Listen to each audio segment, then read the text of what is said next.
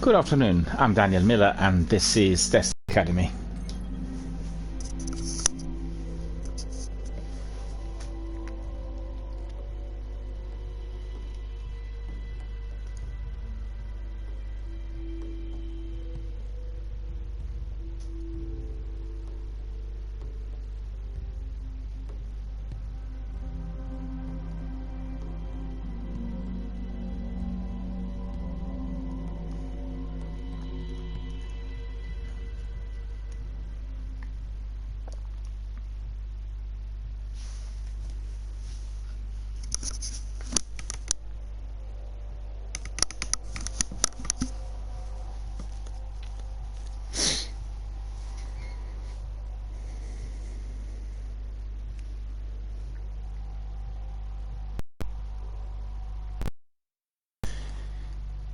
A warm welcome to all of our friends, fans, community members, participants and viewers worldwide on a variety of different platforms watching this broadcast live today on Twitch. Welcome.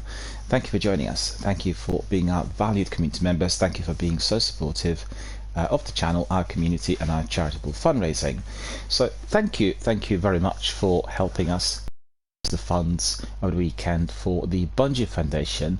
The Bungie Foundation is a charity that helps ill children to get better through the use of technology and entertainment. And once a year they run a campaign which is linked to their Bungie Day. It's called Bungie Give Day Festival. In the course of this year, see linked to the year 2023, and it's an opportunity for all of the Destiny gamers, community members and streamers to join forces in order to raise the funds and help children, as well as that section that is contributing to the Natural Disaster Fund linked to the United Nations. So we obviously got together, and I unfortunately was not participating with the campaign right from the start. I got the dates wrong, and I thought that the Bungie Day campaign was going to be aligned just with the weekend following onto that Friday where the actual day was, and I didn't realize that we were to be running that campaign and we could be participating for a longer period of about 17 days. So I did manage to get in at the tail end of the project and successfully raised £105 thanks to our community members who generously donated and made sure that our target had been reached, as well as the overall target which was initially set for 777,777, so that would have been 700,077 and 777 pounds. It's hard to actually pronounce. Was it 777,777? So it's like 230,000 less than $1 million, but actually had exceeded the figure, and the figure had been basically not just met, but we've had a lot more money coming in that made sure that the children would be receiving the greatest possible of the benefits. The overall figure was about $1 million, just slightly above that figure, and I was just really delighted to have been able to participate and contribute and make sure that our community members are also fully engaged. So thank you to Zenith and MyStarries and other contributors. Thanks to yourselves, we have been able to raise these funds and contribute to the very charitable fundraiser for the foundation, and as I said, the program which is called Little Lights. That is the program that helps children who are spending time in hospital in the US. There are specific hospitals that Little Lights are supporting, and they use technologies such as laptops and iPads in order to make children less alone, in order to bridge the gap between themselves, the parents and the relatives, and also to make sure that the overall distress for a child being taken away from parents and being kept in hospital is going to be minimized through the entertainment, which means the interactive forums such as Twitch, YouTube and any other are giving the opportunity to those children to connect with others and therefore feel fully sociable, not alone, not alienated, and providing them with that therapeutic value, but they're overcoming fear from being in hospital, and being able to connect with everyone who they hold dear. So that is what we did during the weekend. We had exceeded the figure. I raised $105. The actual target was $100. I thought $100 was reasonable for one weekend, and that indeed had been completed. So we have another charitable campaign which is presently run on the channel, and this one is not lasting just a couple of days, but it's here for the duration of 6 months, and I'm supporting a UK-based charity called Mind. Mind is a charity that helps people with mental health problems and those who are experiencing emotional difficulties. They have many offices countrywide in Britain, and generally they're run from high streets, so there would be offices attached to a certain section of a town or city, and the services provided are usually within the form of individual and group counselling, and that is delivered by the volunteers and professionals. The volunteers are trained, and they usually are people who are already training in some other discipline, social work, psychotherapy, psychology, counselling elsewhere, and they're generously investing their time in the services to which they're gaining both experience and hands-on experience, I should say, as well as I guess the involvement with those people who actually need them the most, and that can be used as a learning experience for the studies and for the future practice once they're fully qualified. So it's a very, very important service delivered in our communities for the local residents. I just can't stress high enough how important it is for people to contribute, not just financially, to just raise the profile of the charity, to make sure that others who are not linked to it, or people who are not, get together and learn something. Those workers actually are providing every single day. Don't forget, there are many people in our local communities who are less fortunate than us. They're suffering from illness, some sort of illness, be it physical, biological, or psychological, and once the serious illness attacks somebody's life, that life is seriously hampered, seriously impaired, and completely derailed from everyday activities. So everyone who's experiencing serious illness will require a lot of support from everyone. That will include, first of all, their family members, obviously children, partners, and everyone else in the immediate vicinity, sometimes from the neighbours and people who live in the local environment, if we are talking about people suffering from serious disability, physical disability in particular. And in addition to that, they will require a lot of support from medical professionals and other care staff. So all of that is fundamentally essential for the well-being of people in our local community, and our charities are the ones that are carrying the beacon of long-term therapeutic help. So Mind is just one of them. I'm also supporting Shelter and Epilepsy Scotland, National Society for Epilepsy, National Society for Autism, National Autistic Society, I should say, and also I'm supporting Great Ormond Street Hospital. It's also a research hospital that looks after very ill children in London, and then St Jude's Hospital in the US. Presently I'm running just one campaign, which is dedicated to Mind, and I am going to be running other campaigns as we go along. I'm very encouraged and very enthused by what I've seen during this weekend. It was easier to raise funds for the Bungie Foundation, as obviously many people who play Destiny will know of the foundation and will want to contribute, as they could see the correlation between Bungie and Destiny, eventually the foundation and all that the foundation is offering, and that itself is seen as a close link. And Bungie, for every single donor, also providing various donor bundles, so gifts which in fact can be used within the game itself, and that is Destiny. I've had a couple of videos posted to my Instagram and Twitter for you to see, as it is very visible how these emotes and gifts actually work within the game. If you are a collector, and if you are somebody who wants to be getting emotes and ghosts and every single item that Destiny 2 has got to offer, then this particular emote and this particular ghost can only be acquired if you are donating. There's not any other way through which you're going to be able to get it, and that is obviously creating a a rare item status for anyone who wants to have that beautiful emote with a large balloon heart shaped that is given by the donor to the broadcaster once you use it, is something that you are going to be getting if indeed you contribute. I have written to Bungie Foundation asking whether there is a way to which we can partner up and basically connect the channel to what they do charitably, so I'm still waiting to hear from them in terms of what we can be doing in a long term.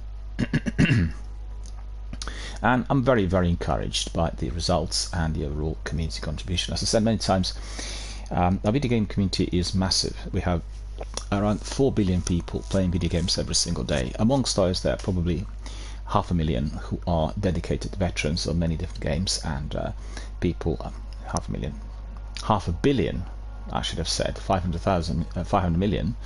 There are probably 500 million people in the world who are dedicated veterans of various video games and who are the force of good if indeed the mind, the strength, the power, the activity can be put into the practice in order to create changes that will benefit people's lives.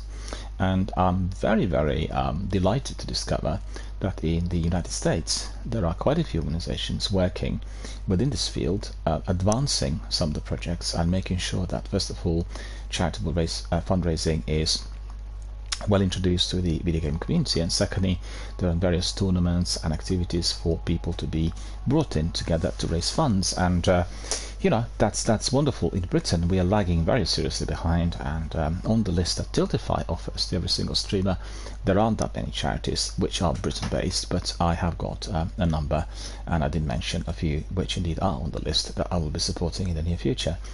We want to be raising as much revenue as possible for the Mind charity, as they are the ones that are providing these essential services for people who are experiencing mental health difficulties. Don't forget, at the moment, the global economy is in huge crisis. We are going literally into a major downward spiral. God knows what sort of what kind of consequences we are to be facing in the months to follow. So many people who are suffering from so-called, and in adverted commas, cost of living crisis. I say that because I feel, as a Londoner, that we've had that problem for at least 15 years, which has been plaguing our citizens and our residents for literally since the last big financial crisis of 2008-2009. We had constant increments of oil prices everywhere, particularly those linked to the everyday amenities and everyday necessities: housing, rents, mortgages, public transportation, various other services in the local community, overall running costs of businesses and services. It's just been going up and up and up, and it's come to historic highs where in fact very soon there will be a major crash, and the pressure on people to pay bills and meet the ends meet, make the ends meet. I mean, I apologize, but my brain's still not working properly today for some reason. I don't know why. Make the ends meet is something that is bothering and upsetting many, many families from the country. In fact, I had some stats delivered to me today that indicated that more than 1,300,000 children are living in temporary accommodation. So just think about it. It's almost 1.5 million of children, our own children, British children, living in temporary accommodation. So temporary accommodation is basically a form of housing that is provided by the local government or the local council to those people who are losing their home through no fault of their own, which means for whatever reason the property they're renting is being repossessed, or the owner wants to use it for some other purpose, or there are other reasons to which people have got to leave, for instance not being able to pay the rent, which is very high, and maybe them not earning enough in order to do that, and therefore those people are approaching the local government, the local authority, to help them with housing, and they will provide housing facilities for those in the need if indeed they fall into that category. So these numbers have been exponentially growing. The numbers are just going up and up and up, not by a year but by a day. And in the local council of mine, they've run out of all properties, and they've had some problems with the procurement through various private agencies offering obviously private accommodation, which obviously would be procured through the council, and therefore the money would be paid to the private owners or the agents representing. There's been some problem in that liaison because apparently, whether this is true or not, I'm not sure, there aren't that many properties available suddenly. And many of those landlords are selling because of the imminent change within the housing law. That will make it very difficult for them to retain some of their current rights. What happens is that those families are being placed in bed and breakfasts at hotels, and they're there to stay indefinitely because the council doesn't own any properties, and people don't have enough money to pay or to be even acquiring a possibility through which they will get a rental contract. The private rent, the estate agents are asking people to come forward with a guarantor or guarantee in London for them to be able to pay or guarantee that the earnings, joint earnings of a couple, for instance, or even from earnings of a single person, are exceeding £40,000. I think that's been even upgraded and raised to about £50,000 recently, and we know that the average salary is very, very far from that, and if people are single, that is almost completely impossible.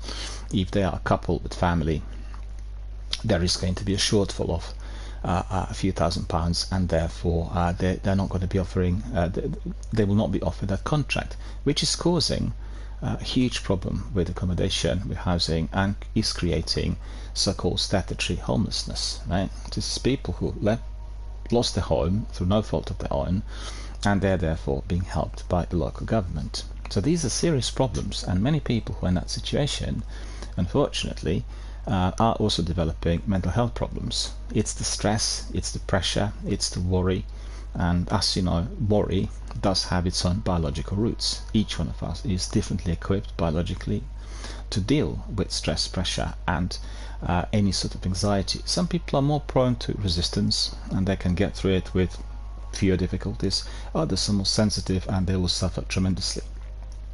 So that is then the collateral. People suffering from so-called cost of living crisis, i.e. payment of bills and the financial worries leading to the mental health problems. So we've got two charities in there. I talked about Shelter, helping people with accommodation, preventing homelessness wherever and whenever this is possible. And then you have Mind, that is helping people who are suffering from mental health problems, which frequently can be associated with those linked to finance and indeed housing. So these charities are fundamental for the well-being of our citizens. We have got to be able to support them. We keep hearing that our government departments do not have enough money. I don't understand why that is. To be fair, our government in Britain had invested huge amounts of money into so-called furlough during the pandemic. Also, they paid a lot of revenue for the businesses they open or to compensate them for the losses. We're talking about £2 trillion. And £2 trillion is a huge amount of money. It exceeds the value of our economy by probably 100%. If I'm not mistaken, the value of our economy is about 1.3 trillion. So borrowing that amount is just absolutely phenomenal. And obviously, at the moment, there are pressures which are linked to that process. We are recovering from Brexit, which, well, obviously, you can take a pick on that, whether this was a good or, less applicable type of decision. And then obviously from the pandemic that had affected so many people countrywide in all sorts of ways. Losses, bereavement, losses of loved ones, and to losses of jobs, to problems with finance, accommodation, and then some people also have been affected through their mental health. And not a very rosy picture, I know I'm painting, but I still feel all of us who can be playing video games and connecting to Twitch, YouTube, and any other online forums, we are in position of power. We can change the world for the better if we want it to be as such, and we can be putting pressure on certain elements of our society in order to initiate that degree of change. The change could start small, and then it can grow, with numbers and with participants, and with the overall public pressure that can be presented. There are many things that we need to be very, very concerned about. Number one, first of all, is our own health. Without our own health, nothing works. If we all get ill, if we all catch COVID, and COVID cannot be tamed by vaccines or medication, then we know what happens. It's going to be everyone's demise.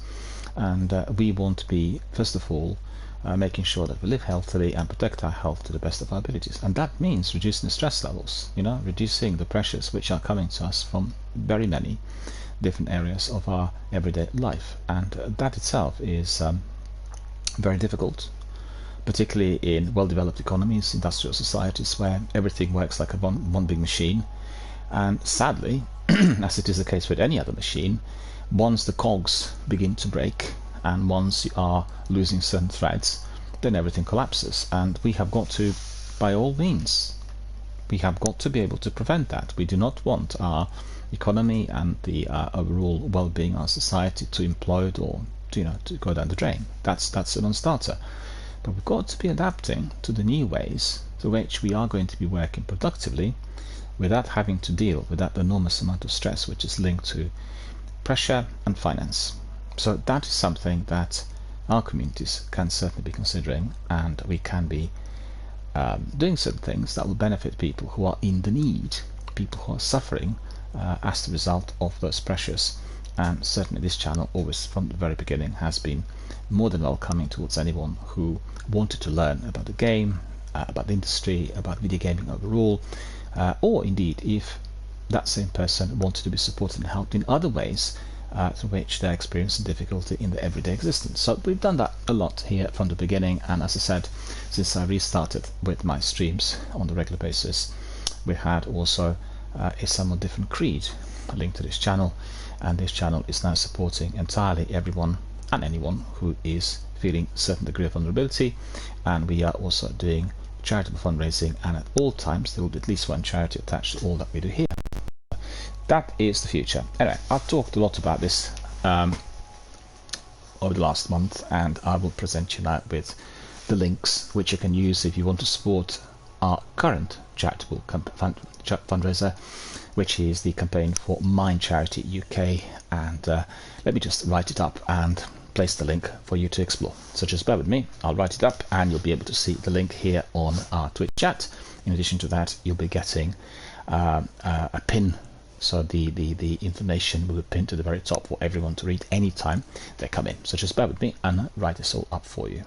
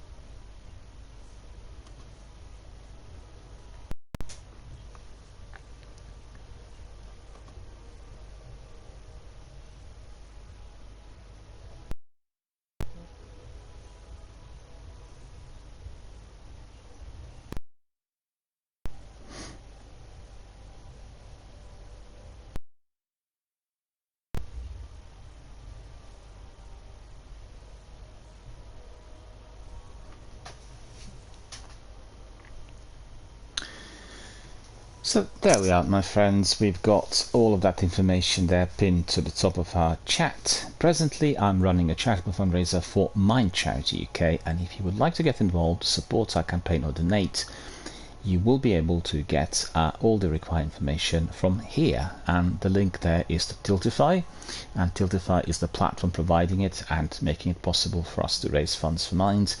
And once you click on the link, you are going to be getting our stream, first of all, so you can watch the stream through the link. Secondly, you'll get information on myself as a fundraiser, and then most importantly, all the information linked to Mind. And you'll be able to access the website, and there's really a wealth of information, not just on a charity, but all the services they do, as well as what somebody can do if they're experiencing that degree of emotional turmoil, and if they require certain assistance. So it's quite a lengthy list of resources that are always at your fingertips if you're accessing the link. And remember, everyone and anyone can become ill at any time, be it physical, biological, or psychological, and we have got to have these resources somewhere near us in order to ask for help if and when this sort of need occurs. And equally, if you know of somebody who is in your neighborhood, or people who are living nearby, or some of your relatives and friends, associates, colleagues, workmates who are experiencing that degree of pressure or are struggling with their mental health, you can always direct them to that source. And that is absolutely pivotal. There's nothing worse than a person becoming ill and not knowing where to go and feeling alone. And in the present day and age, this should happen to literally no one. Everyone should be able to access information, or indeed be provided with the correct guidance in order to get to the right place. And that is particularly the case in very well developed industrial societies. There's so many services on offer, and it shouldn't be that people are frightened and therefore unable to ask for assistance. We have to encourage others to speak up and indeed to convey the information that the need is there, and therefore we are going to be able to put them into the right direction, or I should say we can then point them to the right source, the source like the Mind Charity that is going to be providing such services, or indeed after the assessment they could be directing the same person to maybe more specialist care if that is what they will require at that point of their life. So very important to read the information, and you'll learn all about Tiltify as well, and you can watch the stream. So it's a very handy link to have somewhere as your favorite, or starred, or any other on your Google Mail or any other hub, as you can instantly access it and therefore get all the information for those services. Anyway, remember, the campaign is being run until the end of the year. It's ending on the 31st of December, so therefore there's plenty of time for people to contribute. But just please make sure that you understand what I'm doing here is not just trying to donate and raise funds for the charity, it's just to raise the profile of the charity in a wider community. So any form of reposting, retweeting, sharing of any kind is going to be assisting us tremendously. Ultimately, if you have a great public profile, if people are fully aware of what you do, then there is going to be a great response. If nobody knows what you're doing, then people cannot find you. It's very simple. So feel free to share, to retweet, to repost, to send to friends, relatives. If you have your social networking hubs, if you are a streamer, share that with your community. Make sure that the links are being used. And I can tell you, there's nothing more rewarding than knowing that you help somebody and you save somebody's life. There's nothing more rewarding. It's devastating if you are in a caring profession like myself. I'm a senior mental health professional, psychotherapy consultant, and there's nothing worse than when you see that an opportunity had been lost. Not necessarily through negligence, through a variety of different factors. I mean, you see that somebody's life actually had gone downhill, and these things could have been prevented at an earlier stage. Nothing worse than that. Health is all about prevention. Obviously, we sometimes require interventions and surgeries, but prevention is what will always help the most. If you live healthy, adhere to a healthy lifestyle, eat healthy food, sleep well, reduce your stress levels, your life is going to be a lot better for you every single day. And it's not that difficult to adhere to that, You need to switch off your phone, forget about the pressures arising from work or study or colleagues or friends or families. Focus on what you want. Focus on what is important for you. and do that, and do it with an enormous amount of passion for what you love doing, and your life will get better. Trust me, it will. Alright, so we are going to be looking at the news, which is what we do every single day as we crack on with our stream. The first section of my broadcast is dedicated to charitable fundraising, to our community-based content, and news. News coming from the video game industry and everything that is games related. So let's have a look at what's come to us on the wire overnight. I've got to say, the last few days have been fairly quiet. I generally get oversaturated with all sorts of news coming in from all ends, but in this instance I didn't have as much, so we'll divide it between the news related to video gaming and then some to Destiny, and those particularly that are linked to our community and Destiny on Reddit. So let's have a look. We have, let me see, there was something about Destiny today.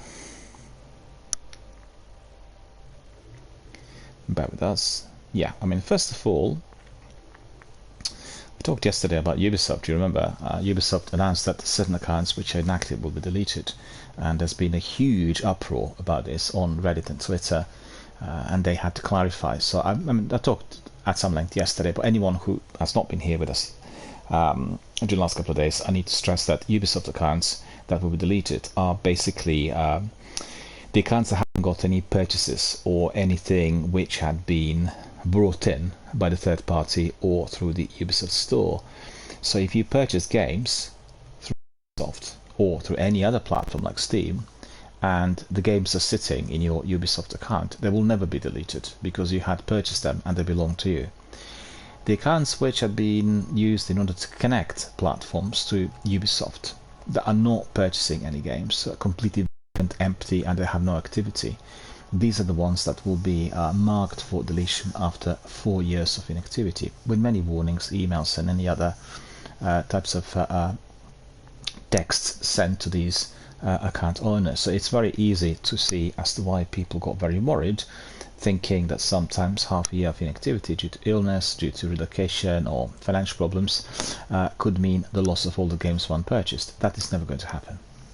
Don't forget that the gaming world is moving towards digital only facility, and in no time we'll have no longer physical products available to various shops and stores, the new physical products I should say, and we are going to be having everything done digitally, wirelessly through the digital downloads. So therefore those kinds of accounts and storage spaces will be always protected 100%, and it's possible that in the future that will be also enshrined in the law. Evidently, company going bankrupt could mean that all of the assets are seized and they disappear. But if they are storing information which indeed has been connected to people's purchases and information that is very valuable, then they will be kept by the third party indefinitely. How this will work, I can't tell you, because obviously future will present us with a solution. But at the end of the day, I'm sure that this sort of thing will be enshrined within the law in order to make sure that no information is lost. I mean, think about it. All the banks and all the financial institutions around the world, they all keep information in a digital format nowadays. They also talk about, well, they have a desire to phase out currency, paper currency or any other, and they want everything to be virtual. Whether this is to take hold or not remains to be seen. But I can see some pros and some cons if I'm considering either of the options. Anyway, so just wanted to mention this. We talked about it yesterday, and if everyone missed the information, that is exactly what the status of Ubisoft presently is. So we have some information coming from Tom Warren. He's the writer for The Verge about Microsoft's earnings, and Windows and devices take a hit in Microsoft's Q4 earnings, but Xbox is mostly up. The PC market is still suffering, but Xbox content is doing better this quarter. So we'll just look at all he's written. Basically, as I talked already quite a few times here on the broadcast, Microsoft is taking this direction that the Game Pass shouldn't be just tied to Xbox console. They want it to be an invention that was indeed launched on the console, but eventually applicable and purchasable through all platforms. So at the moment, the biggest investment is to develop Game Pass for PCs, and it's the PCs that will have to be then requiring much greater capital investment worldwide, with extra online services and Xbox Live Gold and everything else that comes together with it, the ultimate subscription most notably. And then people can access, if they wanted, Xbox games via the Game Pass directly through the setup they have on the PC. And that itself is reasonably new, but if you followed the Microsoft's business approaches in the course of this year, you would have realized that earlier in the year, I think it was in February, they introduced the PC access to Game Pass to about 48 different countries, which previously had no access to it at all, and many of them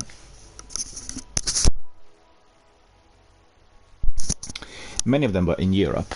So I talked to some of our friends who live in Europe, and they said that indeed they discovered the benefits of being with the Game Pass due to the introduction, and they're just loving it. They can play Flight Simulator, they can engage with any other activity which is accessible to the Game Pass, and all of that on the subscription price. So in view of that, I'm not surprised that the earnings of the Xbox and Game Pass had been going up and up steadily. In addition to that, I can certainly tell you that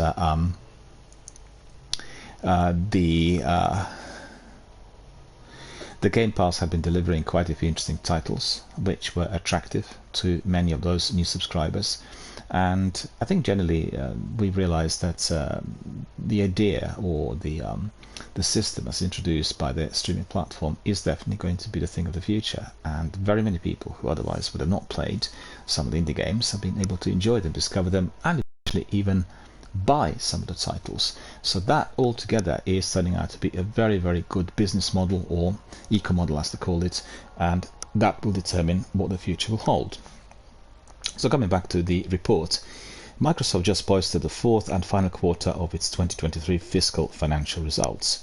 The software maker made $56.2 billion. So listen to this. It's $56.2 billion in revenue, and a net income of 20.1 billion during Q4. So revenue is up 8%, and net income has increased by 20%. As expected, Windows and Devices revenue had been hit hard again this quarter, but Xbox has rebounded somewhat, at least on the content side. Microsoft's cloud, office and server businesses continue to make up for a weaker PC market. Well, I'm not surprised, because a few years back we've had everyone walking around with their laptops, but as tablets and Android and iPhones, iOS became more advanced, people just swapped people swapped their laptops for handheld devices, and many people today use a wireless keyboard for Bluetooth and use the phone in order to see whatever needs to be seen instead of their computer laptop. It's more practical, it's not as heavy, and I think this could be also the reasons to why the overall sales are dropping, as well as the prices of some of the products. I've got to say, the products that Microsoft is offering sometimes are very, very pricey. The games market is very competitive, but the tablets and laptops and some software which is linked to Windows and operational systems, I consider to be very, very expensive still. Microsoft's entire fiscal 2023 hasn't been great for its Windows and Devices revenue compared to fiscal 2022. So Windows OEM revenue, the price that PC manufacturers pay Microsoft to put Windows on laptops and PCs, has dropped significantly for the entire fiscal year, or 4 quarters in a row. In Q4, that means Windows OEM revenue fell by 12%, which Microsoft says was primarily driven by the PC market. So, research firm IDC blames macroeconomic headwinds, weak demand from both the consumer and commercial sectors, and a shift in IT budgets for 6 consecutive quarters of contraction, meaning losses, in the PC market. Not losses, but a kind of a downward slope. They're not making as much as they used to. That is what the difference is. Equating with the losses is a completely a wrong thing to do.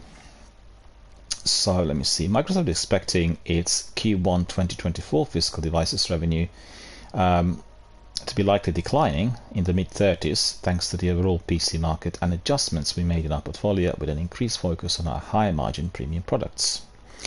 Microsoft also makes Xbox devices, which are separated from its other hardware. So Xbox hardware revenue has dropped 13% in Q4, so it's likely that Microsoft continues to suffer with hardware supplies and softer demand for its Xbox Series S and X consoles. Or it could be related to Microsoft's long-term strategy and balancing the cost of hardware against content and cloud potential. Xbox revenue, which includes Xbox Game Pass, is up 5%. Overall gaming revenue is also up just 1%. This suggests that Xbox Game Pass has grown over year, been very popular, despite Microsoft still not providing updated subscriber numbers. Microsoft had expected low to mid-teens for Xbox content and services revenue, so just 5% is a miss here. I disagree.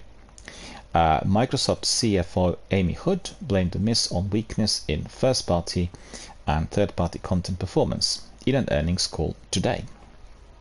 So Microsoft said Xbox Game Pass had grown to 25 million subscribers in January 2022, but have not had an update for more than 18 months now. So Microsoft Gaming CEO Phil Spencer did reveal in October that Xbox Game Pass growth had stalled on the console side of the service. Microsoft has been making a big effort for PC Game Pass growth instead, with PC Game Pass launching in 40 new markets earlier this year. And Microsoft CEO Satya Nadella didn't update on Xbox Game Pass subscriber numbers during an earnings call with investors earlier today. Nadella did reveal that Microsoft set fourth quarter highs for Xbox monthly active users and record fourth quarter engagement across Xbox Game Pass. But without numbers, this doesn't really tell us much. Well, obviously they're very cagey about the numbers. I can understand why. You know what happens when you hear that your subscribers are dropping. Your shares are tumbling straight away. One has to be extremely careful with the figures and the stats. And we've seen that with Netflix in particular. We've seen, for instance, Paramount Plus suffered unbelievable multi-billion pound losses recently due to such figures being released too early. And, you know, I'm skeptical, and I'm also, I guess, when it comes to the figures. The figures could well be connected with certain trends, could be connected with people's spending ability. It can be connected with what is on offer. So it's quite a multitude of different types of reasons as to why people are deciding to subscribe or simply withdraw from it. And releasing the figures too early or basing everything according to what comes in is not a good idea. It can be affecting the overall ability of the company to evolve. It will be affecting the desire coming from the investors to keep the capital within the company. And you know, there are many threats, so one has got to be very careful. And I agree with the policy that Microsoft have, which is somewhat cautious without actually giving you the exact figures every single time.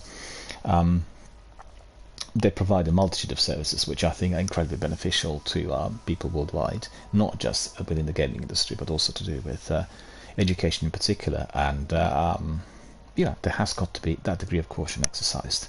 I'm not saying that if, for instance, they are to suffer very serious losses and things are not working out well at all, that those figures should be just kept hushed up. No, they need to be released, but at the same time, releasing them every single quarter could well be causing a rather tumultuous behavior on the markets, and I think that has to be prevented.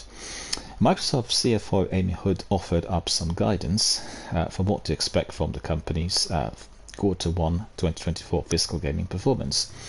Xbox content and services should be up in the mid to high single digits, with overall gaming revenue expected to be up. Again, they did not provide any guidance on Xbox hardware revenues in Quarter 1 2024. We've heard also they increased the prices, so I don't want to actually go on and on about this, but generally, as you could see, the Xbox services are doing better than the other section that is linked to PCs and laptops. we need to wait and see whether the overall performance of the Game Pass for PCs will be also experiencing a major boost as we go on. I think that the offer in Europe, within the EU, where you can get Game Pass on your PC for €1 for 3 months, is staggeringly good, and I'm quite certain that many people who keep it for 3 months will actually remain on some form of subscription with the Game Pass, as they will be enjoying the games and everything that comes together with the pack. So definitely thumbs up for that. And at one time there was such offer here in Britain. You could have 3 months of Game Pass right at the beginning for the price of £1, but that was obviously linked to the initial promotional period, and that's exactly what's happening in Europe at the moment. So absolutely encourage all of our friends in European Union to take this offer and basically enjoy everything that the Game Pass has to offer. So many games, and there's plenty of titles to choose from, and become a member of Xbox Game Pass community. Can connect through apps and various other groups and build your own community, build your own teams, import all of that to Twitch and YouTube, and you have a lot of fun. Frequently tell my listeners here, I have been using the streaming services of Sony and Xbox right from the start, and Sony had been lagging behind right from the beginning, and at the moment they're very seriously lagging behind. I've got to say that the policies of the CEO and the statements he's given in view of that FTC case of Microsoft's have been really very much of the old school, and if he carries on like this, he will lose his job. Sony will suffer huge losses. You cannot be wrestling with the company of that size, indicating that they're in the wrong for providing the exclusives on day one through the streaming services. It's just a completely nonsensical approach. And if Sony do not want to do that, they will pay a very, very heavy price. You'll see that with Starfield. Starfield will bring in so many people to Xbox. It's a fantastic new game. I'm certain, although there may be some problems with the game one way or the other, or some bad reviews, that's Todd Howard and his team, after spending 10 years on it, will deliver something amazing, as we've seen with Skyrim and Oblivion and all the other games which the studio produced, Fallout included. And many people will just go for that. They'll go for the subscription, and they will go for the subscription of the Game Pass on PC. They get the best quality graphics, and they will pay only $10.99 for the Ultimate Edition. It's a no-brainer. They will buy the game eventually. I can assure you, they will buy the game eventually, but they will be brought into the equation through what is offered, and that is the top AAA blockbuster proprietary to the company given to you. You couldn't say for free because you paid a subscription, but you're not paying the full price. If you want to play just that game, you need to pay $100 for the Ultimate Edition. It's just plain logic. But I think Jim Ryan will think like this, and it will obviously backfire. Anyway, you can quote me on this if you like, but these are my personal views. I know lots of our friends here are on PlayStation, and not everyone has been that encouraged by the different subscription packs that PlayStation Plus is offering. The majority of people went for the basic, and they've not gone for what's called extra and premium. And I'm on the premium, and I've been with it from the day one, and find it to be very good. It's much improved compared to the previous PlayStation Now services were, but still there are the problems plaguing the service. They had enhanced now downloadability, they had enhanced the number of titles, the actual quality of streaming. The games that are streamed is significantly better. Still, there are so many titles that are not accessible through the PlayStation Plus services, and some of the heavyweights, like for instance Assassin's Creed Valhalla, not on it. That obviously is not their game, but there are other Sony exclusives which I believe should be there on day one, like for instance Final Fantasy 16. And you really want that to be fully integrated. Also, they're offering, for anyone who's on the premium, a very large number of titles for you to try. So it's like a trial of anything between 2 and 6 hours, which is a good idea. And I think the number of those titles is far too great. Some of these titles will need to be included on the list of instantly accessible, and the other ones should be like teasers and tasters. I personally feel that all these titles that belong to Sony would need to be on the streaming platform in the same way as you get Halo and Gears of War and the other games which are proprietary to Microsoft instantly accessible forever on the streaming platforms. Because at the end of the day, that is what's going to make people subscribe. It's something that you own. What is the big idea behind wanting to squeeze shillings and pence for everyone to be purchasing it separately? I think it's just completely outdated. The game industry of today is all about instant access, instant connectivity, and in many cases free access, through which you are paying later if you are purchasing various bundles. And you've seen with Apex, you've seen with Warzone, they made more than £1 billion per year on the sales of the cosmetics alone. Like, cosmetic packs, and skins being sold for 1 billion a year is mind-blowing. I never thought this would be made possible, but that made the money for those games and for the company that developed them. And that is the way of the future, whether people like it or not. Destiny will probably have to go that route as well. Actually, Destiny is offering a lot of content free of charge as it stands today, but they're trying to combine the best of the two worlds, and it's not really working. It's very cranky. I'm happy to be able to access a lot of content free of charge. For instance, if you are, like I told you before, my full Destiny 2 content is on Xbox, and I'm not streaming off my Xbox Series S due to the problems with Twitch. Twitch is not making it possible at present, or I should say Microsoft, or I don't know whose fault this is, but just the app doesn't work on Series X and S. You can't stream off those consoles presently on Twitch. And all of my content, Destiny 2 content, is on my Xbox. What I do have here on PlayStation 4 is the free of charge content, and I've got the season.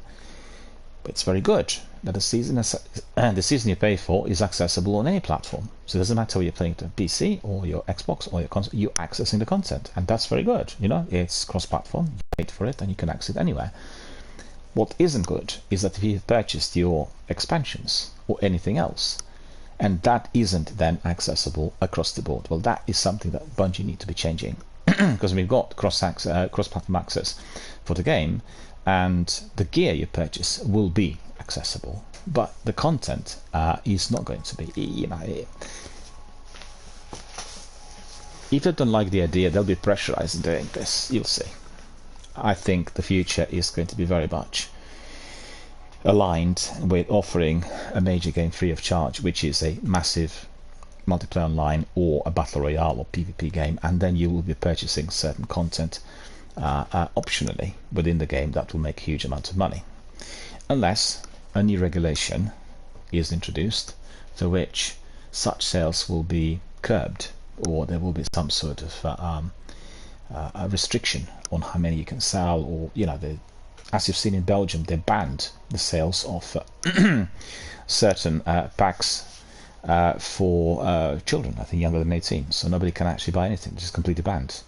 So there is always a possibility that a new legislation can be affecting the sales, but I think the way things look today is certainly telling us that this is the future. So Jim Ryan from Sony trying to do that and trying to coerce people into paying for all these Sony exclusives, or I should say quite a few, not all of them, and not having them released on day one is a policy that will not succeed. So we heard today from Microsoft that they rolled out a preview to Xbox insiders for keyboard mapping on select Xbox controllers, and this is alpha skip ahead. Xbox insiders on PC are now testing a new keyboard button mapping feature for Xbox controllers, although this is currently game dependent. So they said at the moment the keyboard button mapping feature isn't available for standard Xbox Series X and S controllers, so you'll need an Xbox Elite Wireless Controller Series 2 or Xbox Adaptive Controller to try it out. It's also worth noting that not all games will support keyboard mapping, but others will offer full or partial support. So if you got either of the two controllers and are eligible to take part in the preview, you can just begin mapping your buttons in the Xbox Accessories app on your PC. Once the app is open, head to Configure, create a new profile or edit an existing one, choose the button you'd like to remap, select Primary or Shift, and then head to the new Key tab. So that's what you can do. I'm not going to be doing this actually, but I recommend it to everyone who is a PC fan. You can obviously try it. To celebrate the release of Remnant Game, Game Rant is partnering with Alienware for an awesome giveaway including Remnant 2 themed Alienware M16 gaming laptop. So if you're interested, you can go to my Twitter, go to that posting, click on the link, and you'll enter the competition, right? And you may be able to get this unbelievably beautiful NVIDIA gaming laptop. Highly recommended to everyone. Well, you don't have to pay anything, just you can hit the button, subscribe, enter the poll, mistakes of some sort. Xbox Wire tell us we strap in and go hands-on with the excellent Armored Core 6, the latest refinement from Software's tough love formula, and come away incredibly impressed. So there's the review on the game, also accessible to me. And basically the game is offering a lot of content, and they created a world which is a bit like open world, and I think everyone who's played the alpha, beta and tested it has been very, very encouraged. Some bad news for people who are aligned with CD Projekt Red. They apparently announced they will be laying off about 100 employees in the coming months, so that's more than 10% of the entire workforce. Well, you wonder why that is, and I think the speculation is that this may be affecting some of the games. So we need to wait and see what happens. Certainly not happy to hear that. I think I was anticipating some problems with CD Projekt Red, and this had been in view of their unsuccessful release of Cyberpunk and the problems that came specifically on PlayStation, where the game had to be stopped on the PlayStation Store due to its full unplayability. And there are many expenses, and this is a game that is very expensive to produce, so I'm sure that part of that is linked to the unsuccessful release of their AAA blockbuster. Microsoft's latest financial results reveal another decent quarter for Xbox Game Pass. We already told you all about this. Right, the news I kind of didn't like too much today is coming from Ubisoft, and basically we've heard that Immortals Phoenix Rising is cancelled its sequel. I don't know whether you played the game. I played it quite a bit, and it's a very good game. It's got really good graphics, good story, and it's very lovable characters. See any future content. Apparently they had decided not to go ahead, and it seems that the company has decided to pull the plug on this project altogether. Sources familiar with Immortals Phoenix Rising supposed sequel to VGC, the Quebec Studios game, is no longer in the works due to perceived challenges around establishing the IP. Allegedly, Ubisoft instead wants to shift its focus to its most prominent brands. Well, Ubisoft is experiencing significant financial difficulty at the moment, and this may be connected to it as well. And I'm not sure why, to be honest with you. I discussed that online with our friend Matthias the other day, and he was sort of indicating to have quite a few unsuccessful releases of late, and this could be linked to it. And absolutely, it's certainly a possibility. And also they have Mirage, Assassin's Creed, and they have Star Wars Outlaws coming out within the next year. And if either of these games backfire, there's a serious problem. The company is going to be seriously rocked by financial problems. I'm certainly hoping that this is not going to be the case, because Ubisoft is one of my favorite publishers, and I've played so many of the games over the years. They include Splinter Cell, they include the series, Ghost Recon series, Far Cry series, The Division, the list just goes on, and Assassin's Creed in general, the whole series. So we want the company to succeed, but they've grown, and they have studios worldwide, and sometimes certain games do not perform too well, as has been the case, for instance, with the latest Ghost Recon, to my great surprise. And, therefore these liabilities occur. Right, so that game is no more. There'll be no more coming out of Ubisoft related to Immortals Phoenix Rising. In the wake of Season 1, many players believe that Diablo 4 would greatly benefit if it borrowed a specific feature from Diablo Immortal. Well. Diablo 4 players want better social features to facilitate matchmaking for Nightmare Dungeons, as the game currently lacks the socialization options of previous Diablo games. The omission of Party Finder feature in Diablo 4, while present in the free-to-play Diablo Immortal, left players wondering why a paid game lacks this functionality. Well, I'll ask the same question as well. Blizzard has hinted that improvements to social features may come in Season 3 of Diablo 4, along with the introduction of leaderboards and potentially new game modes. The game continues to be popular and is expected to improve in the future. Well, the game had a very successful launch. It is played by very many people worldwide. It's very popular, very difficult as you progress up the ladder, with the ranks, and gets more and more difficult as you reach the pinnacle activities, as you come to the end game. And I've heard lots of stories related to Diablo 4, which indeed made me excited. Like, I want to jump in, I want to play it. But actually, I purchased recently Diablo 2 Remastered and Resurrected, I think it's called, and then the entire Diablo 3, and both were delivered as Ultimate Editions within the week of Diablo 4 release, and got them through Xbox on the price of £12. Just think about it. The Ultimate Editions previously would have been costing £100, so it's like £200 offered for £12. A no-brainer. I immediately bought it and downloaded and played the game. I'm still playing Diablo 2 Resurrected, which I think is fantastic. I played the original game, Diablo 2, in the 90s. One of my favorite games of the 90s, together with Half-Life and Ripper and Black Dahlia. I've actually quite a list of RPGs from the era that I really absolutely adored. But for me, Diablo 2 was particularly significant, as this was the first multiplayer I ever played.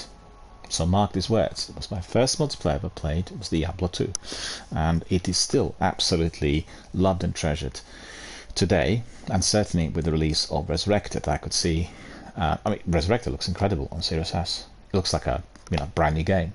I'm not sure what I've done to it, but the works have been astonishingly good, and the game is a game similar to Destiny. You've got to play together with your team, and you've got to enjoy it together with your teammates. If you do it by yourself, it's just a completely different game altogether. Every upcoming new game release for PlayStation 5 and PlayStation 4. Let's see what we've got there. So we've got some games indicated in here. Let me see. Come on, where is the list? Oh man, the list is so lengthy. God. Well, to be fair, we are not going to be short of the titles to play, and I don't know where I'm going to find the time to play everything. I've got Postmortem on my Steam. I have Mass Effect Andromeda on my Xbox Series S. I have Apex on both PlayStation and Xbox. I have new Lucky game, which is terrific on Xbox. Played it on cloud now for several days in a row. I have Destiny 1 and Destiny 2. I have, what was the other thing? It was something else. You say, I can't even remember. Oh, I have Redfall. I have the. Actually, not gone back to Redfall. Let's not stretch. I've got 5 or 6 games I'm playing up to the moment. I've heard that they'll bring in the old maps to Warzone, which I look forward to. So I'll rejoin the community. I really didn't like some of the maps that were introduced, like Pacific map. I didn't like it at all. It was dreadful, and just changed the mindset of that game altogether. Also, my team and my squads didn't like it at all. They were just playing death matches instead. Anyway, I'll get back to that in a second. I want to tell you about the PlayStation releases. We have July the 4th Garlic, July the 4th Synapse, then we have July the 5th Echo Blade, July the 6th Gimmick Special Edition, July the 6th Glit, July the 6th Necrosmith, then Scarf, then Feeble Light, Ninja Kids Time Masters, The Legend of Heroes, Trails into Reverie, Rainwall Downpour, The Valiant, Mordor, Oxenfree 2 on July the 12th, so that's already been released. Sea Horizon, Atelier Marie Remake, The Alchemist of Sulberg, that's a very good game. The Chronia Sultanate episode, ED0 Zombie Uprising, Gravity Circuit, Naraka Blake Point. I played the game on Xbox, a very good PvP game, highly recommend it. If you liked Wulong, you will like this one as well. The only difference is the Wulong is not multiplayer, this one is. Operation Wolf Returns, first mission, Exoprimal, played it on Xbox, very good game, highly recommend it. And that should be already released, so July the 14th. So definitely jump in and play the game. It's weird, it looks a bit like Anthem meeting Jurassic Park, you know? It's like dinosaurs is everywhere. It's like an outbreak of dinosaurs. It's a weird concept, but I guess very Japanese at the same time.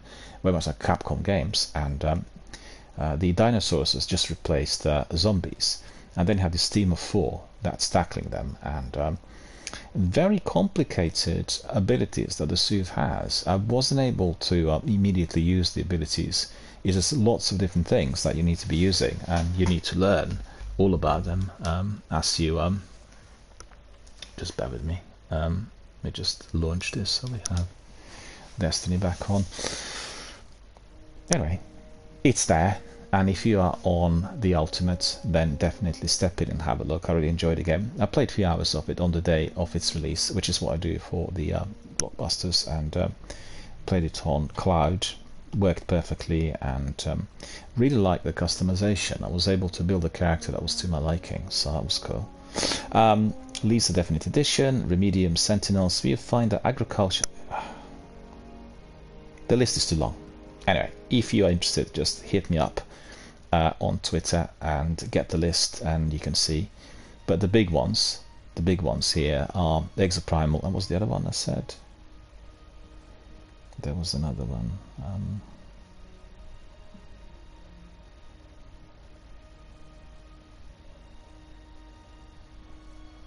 The Valiant, fair enough, and then you have, where was it, Oxen?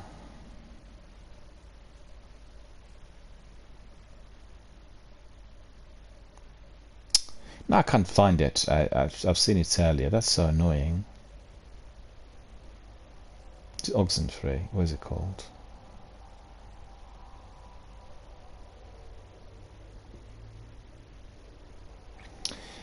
Well, next.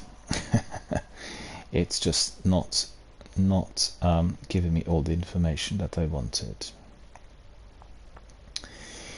And let's see what we are going to be getting with our friends at Xbox, right? So let's compare. Garlic, Echo Blade, City Limits, Glitz, Scar, Full Quiet, Safari Pinball, Common Hood, Rainworld, pretty much the same number of titles. Rainworld, Valiant. Don't forget, this is not being released on their streaming services. This is just released to the platform. I want to make this clarification. So you may think that Valiant was on Game Pass. It isn't actually. It's being delivered through the Microsoft Store. Sea Horizon, Zombie, Exoprimal, July the 14th, so it's up and running, it's been there already for 12 days. Words of Wisdom, Lisa Definitive Edition, Lisa about several editions in there, Remedium Sentinels, Agriculture, Cross Tales, etc. Goes on and on. Street Fighter 8 actually, Street Fighter 6, Dead by Daylight as well with Nicolas Cage, July the 25th, so that's just been released yesterday. I need to try that. I want to see Nicolas Cage in Dead by Daylight. And then we have Mr. Run and Jump, Remnant 2. Remnant 2 I'm interested in. I played Remnant 1, it's a good shooter. And that's out already, so I should really have a look at it. But it's not on the Game Pass, therefore I can't access straight away. Well then. And then you've got the list for August. I think one of the games I'm curious about is Everspace. Texas Chainsaw Massacre, that's on the 18th. That's really not appetizing, is it? It's Stray, which is accessible on PlayStation, will be released on Xbox on August the 10th. And then we have, well, these are the big ones really. Everspace 2 and Texas is an indie game. Immortals of Avium, that's the game I really look forward to. Had very good launch during the Summer Game Festival. It's been delayed for a month, so hopefully everything will work. Hopefully. And then the big one, Armored Core 6 Fires of Rubicon, the game that's been talked about today. And, well, let's not beat around the bush, we know what the biggest game is, and that's not being released in August, but on the 6th of September. That is Starfield. So make sure you preload if you're on Xbox, which is what I've done. And also the other game on the September 26th is Cyberpunk 2077 Phantom Liberty. So that's the first major expansion that will make the Night City very, very busy, and it will change the ending of the game, similar to what we've seen with Taken King. Alright, so that's all about Xbox, and we'll have just two other small bits of news coming in. We have a leak that is telling us that classic Call of Duty maps potentially coming to Warzone. Call of Duty Warzone players can expect classic maps from the series as points of interest in the upcoming Modern Warfare 3 release. This brings excitement as fans been enjoying a regular rotation of maps. Well, to be honest with you, I've not played anything but Verdansk and Pacific. I've not gone any further. I need to explore it. My team, well, I've not streamed for a little while, and we really hammered the game during the pandemic. So 2020, 2021, we're talking about probably about 20 months. We played God knows how many matches, and I needed a break. And I'll go back to it. I love Warzone. I think it's a fantastic military simulation game, and it's a game that requires the maximum team effort. It's all about the team that is fully on board. It's all about it's all about your squad and how you do it together. You can play 100 matches, and every single one of them will be different due to the way you approach the enemy. And I love it. I think it's just really a kind of game where you walk away feeling really good. If you play together with a team, I need to stress this. And if you're playing the Battle Royale section, they also have death matches that I'm not interested in that. It's just not my cup of tea. But the main Verdansk Battle Royale was absolutely terrific. It's probably the best military simulation I've played on console ever. And I had some of the best moments of my life, really, within the world of video gaming, interactive video gaming, with my squad. So it was absolutely fantastic. If you're curious, you can just go to my YouTube, watch some of the streams, you'll get the idea. And the guys who were in my squad were also taking lots of clips, and the clips were really giving us some of those funny highlights. Insiders suggest that the new map for Warzone also will be included, featuring points of interest based on maps from past games. The new Warzone map in Modern Warfare 3 will offer a departure from recent open spaces and bring back close quarter combat. Well, I'm not keen on that. It will include memorable areas like a downtown modelled after the Verdansk map and buildings inspired by previous Call of Duty games. I've got to tell you, when I hear this, I always think, the big Verdansk map is actually too expensive to run. It doesn't matter you made 1 billion in cosmetics, still too expensive to run today. What we'll do is we'll just create very, very small maps, and that will do the job. They will cost a lot less, and that's just not something that I want to be endorsing. I want to have the option between a big map where I play Battle Royale in Verdansk and then the small ones when we can do close quarter battles. It's as simple as that. The option is the key. And the last bit here is about Square Enix. And Square Enix is putting out feelers for new Final Fantasy 16 stuff. Okay. So DLC loadouts, the sprint button, these are the questions, and Square Enix wants to know what Final Fantasy 16 players want from the game in the future. So spotted on Reddit, Square Enix has published a brand new questionnaire for its Japanese fans. This new survey is meant to be filled out by players once they've completed Final Fantasy 16 and basically ask them what they want from the new JRPG further down the line. Unfortunately, you can't access the questionnaire outside of Japan without a VPN, and even if you did, you'd have to write your response to the development team in Japanese. Well, this is all doable. You can still use Google Translator and write it all. That's not a big deal. Either that or risk a bunch of very confused Japanese people getting an English response to their Japanese questionnaire. So that is what they want. After originally shutting down hopes for post-launch DLC early this year, Square Enix's developers then changed course, and then they said after launch that they hope to deliver some sort of new content to the players. In fact, producer Naoki Yoshida went one step further, revealing he'd love a DLC themed around Sid, if he could snap his fingers and materialize an expansion out of nowhere.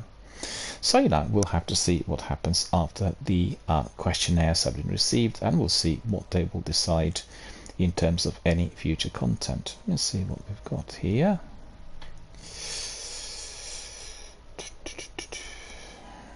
We have some new members there on Twitter. Thank you guys for joining us. Jesse Luna had joined us, and Jesse Luna does various overlays and works as an artist, providing different types of services for Twitch and YouTube streamers. And then we have GFX Alice as well. GFX Alice is again a graphic designer with a keen eye for detail crafting, visually captivating designs that leave a lasting impression, so you can commission the artist. Well, thank you for coming in and following my channel. Truly appreciate it. Lots of people excited about Armored Core 6 Fires of Rubicon, right? I'm not surprised. This is a very good game. I played it also on Xbox and the older ones, and I think I got 1 or 2 on Xbox Live Gold, if I'm not mistaken, and huge anticipation, and looks like the game has been enhanced. It's a very enjoyable game, so definitely you need to have a look at it. And we have Lilith Engfler. See,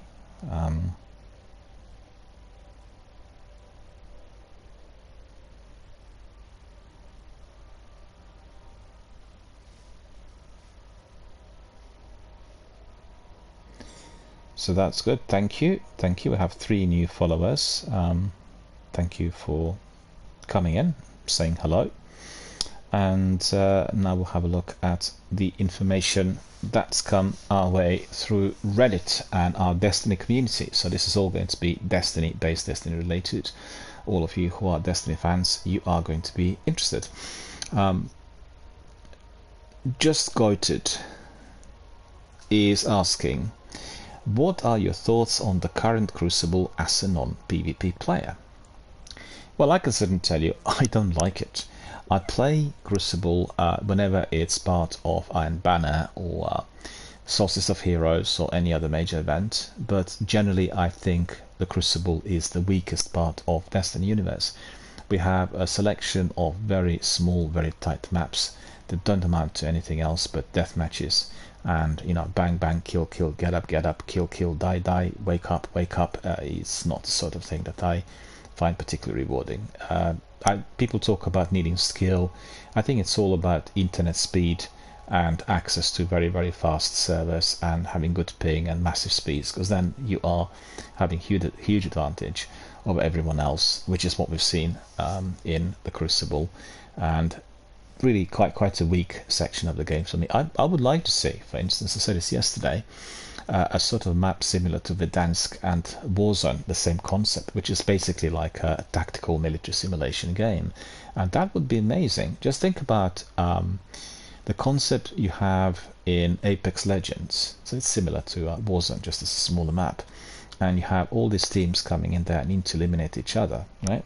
And you have special abilities. It would be wonderful. That would be kind of game that would certainly be played continuously, 24/7, 366 days a year by so many, and it would certainly make me more enthusiastic about the activity, because you need to use your brains, you need to plan, and maybe some other jolly inventions. Like in Apex, you can be picking up the banner and then you can rezzing the person, similar to what you have in Warzone, with cash being collected, and then you have buybacks, so you buy your mates back. It's just something that makes your team work really hard, and you need to have a strategy for which you are going to be able to collect enough money in Warzone specifically. So these are the things I'd like to see in Destiny. Let's see what other friends had said. Well, Just Got It said, Bungie has consistently been making changes to try and make Crucible more appealing, approaching to non-PvP inclined Guardians. And I was wondering how you all are feeling about this. SBMM has been around for a while now, and there's been more space magic than ever in PvP. Generally speaking, every weapon archetype can be used at least somewhat successfully. Sniping through flinch seems to be more just latency. Yeah, absolutely. Rather than occurring mid-gunfight, meaning snipers aren't as oppressive. In short, are you playing more? Is it enjoyable? Do you feel like Trials is in any way better. Obviously, most sweats aren't a fan changes, but they haven't been the target audience. Therefore, I'm interested in knowing the target audience's feelings on the topic. So let's see what other people are saying about the PvP in Destiny. So, most of the loot is not very desirable except for Riptide as a PvP player. This makes me not care about going into Crucible Trials or doing anything else. The other person says, funny enough, there was a massive amount of backlash for putting good PvE weapons like Recluse and M-Top behind a skill barrier in PvP, probably why there are very few and far between now. And then he says, correction, they were not really good PvP weapons. They were PvE at that time. You ran nothing other than MT and Recluse. It was terrible meta, and I'm glad there are multiple options nowadays. That being said, though, I would like it would be nice for PvP weapons to be good in PvP again. So people are talking about Riptide. Riptide was being used quite a lot in the Crucible. So let me see. So one person says, I'm not particularly good at PvP, but managed to grind both Mountaintop and Recluse. The feeling of getting those as a non-PvP player was amazing. So we have Explosive Kayushu. He says, I feel like matchmaking is not quite right. I'm an extremely average on my best day Crucible player. What normally happens is that I end up on a team of people who I'm not actually sure that are particularly skilled, which is absolutely fine. If that's the skill level I've been deemed to have, then we get put up against a team of people where at least 3 of them will be in a clan stack every single time, and clearly we have no business sharing a lobby. I'm sure they all have a really fun time. They're 9-0 KDR, but having a lot of games end in an absolute blowout is not very fun. Now I got the Riptide role that I wanted, I'm probably done. And then the other person, I actually want to say something about this. The biggest problem with the Crucible, in addition to these very unappealing, small, tight maps, is its matchmaking. Its matchmaking is appalling. It's really dreadful. And you do not have any form of algorithm selecting people according to their rank or their ability. None. It just doesn't exist. They keep slotting people in irrespective of who they are and what they are. So frequently you get in and you play against the clan, or you have 6 players in there and 4 will be within one clan. And they keep doing it again and again. They keep coming in as a together team. So if you are, for instance, slotted in with such opposition and you keep staying with them, you don't go back to orbit, right? You keep staying with the same squad, you're going to be obliterated every single time. Actually, I've had a Crucible match the other day. Can't remember whether this was part of my fundraising campaign or whether I've just done it outside of my broadcast. In any case, I got in, and Cerberus works really well for me, and presently I will get anything between 12 to maybe 19 eliminations of the opponents and maybe 6 to 12 control zones. So that's reasonable, you know, considering my internet limitations. And I was in a team with other guys who were, I guess, less experienced than myself. I mean, not really, I'm not a Crucible player, let's get it straight. But, you know, I get these results from time to time. And the team that got in against us was a clan of 6 guys. And they literally managed to get to 140, 150 in no time. We were down to like 45 or 50 or something, and they had 150. It was just unbelievable how they were doing it, how fast they were, what armor they had. It just seemed completely unfair for that squad to be slotted in with newbies, because people who got in together with me, they were just basically newbies, and you know they had hardly any eliminations of the opponents, hardly any control points, and also they didn't have appropriate armor or weapons, which didn't work in their favor, whilst the other guys had the top-notch armor for the Crucible. So, you know, I agree with our friend there and his points. I think it can be very, very disheartening experience. But again, if you want to be playing the Crucible in order to get the score, then you really need to be spending some time in other PvP games elsewhere and learn the tricks about death matches, and then you will get some skills and some knowledge on what to do there. Otherwise, it will be just a futile exercise that ends up with frustration, and people get really disheartened and unmotivated afterwards. And I think that's not the way it should be. Let's face the facts. What I would say to our friend there asking this question, if you want to have the Crucible, which is greatly enjoyable, what you do is invite your friends to create a private match and then play against one another, right? 6 of you eliminating each other. That's huge fun. That is really good. But everyone in that team needs to be known to each other for quite some time. Need to be either good friends or people from your own online community, or people who play together live online or something, you know, so you have that excitement that you're going to be playing against the guys who you know, and you will know their skills and their abilities and everything else. It's no big deal. That is enjoyable. So if you ask me, I hate the Crucible, don't like the maps at all, but doing the private match with my community is always great, because you play with the guys who you know and you have a lot of fun by doing it. Doesn't matter who lives, who dies, it's just all about fun. Explosive Kayushu says, no, that's already read already. SBMM and lobby balancing has always been bad, but they really messed something up in the mid-season patch. Every single control match I've played has been lopsided and or a mercy. Yeah, I mean, that happens if you're slotted in with the teams, like I just mentioned. Every single one. On top of that, every single one has also had spawn trapping of some sort, despite Bungie saying that they fixed it. Unfortunately, I'm not even surprised, as these kinds of things have become all too common with this game. It's pretty sad. Exadelia says, lobby balancing is getting worse and worse, especially since the mid-season patch. There are such big blowouts in regular control since then. I'm struggling to even get a win and going barely positive as the only one in my team, while the whole enemy team has KDS from 3 to 10. Philip says, lower player base on PvP. Basically, thanks to all the changes and the current state of the game, a lot of the middle ground PvP people simply quit. It was bound to happen when the game mode is in this state.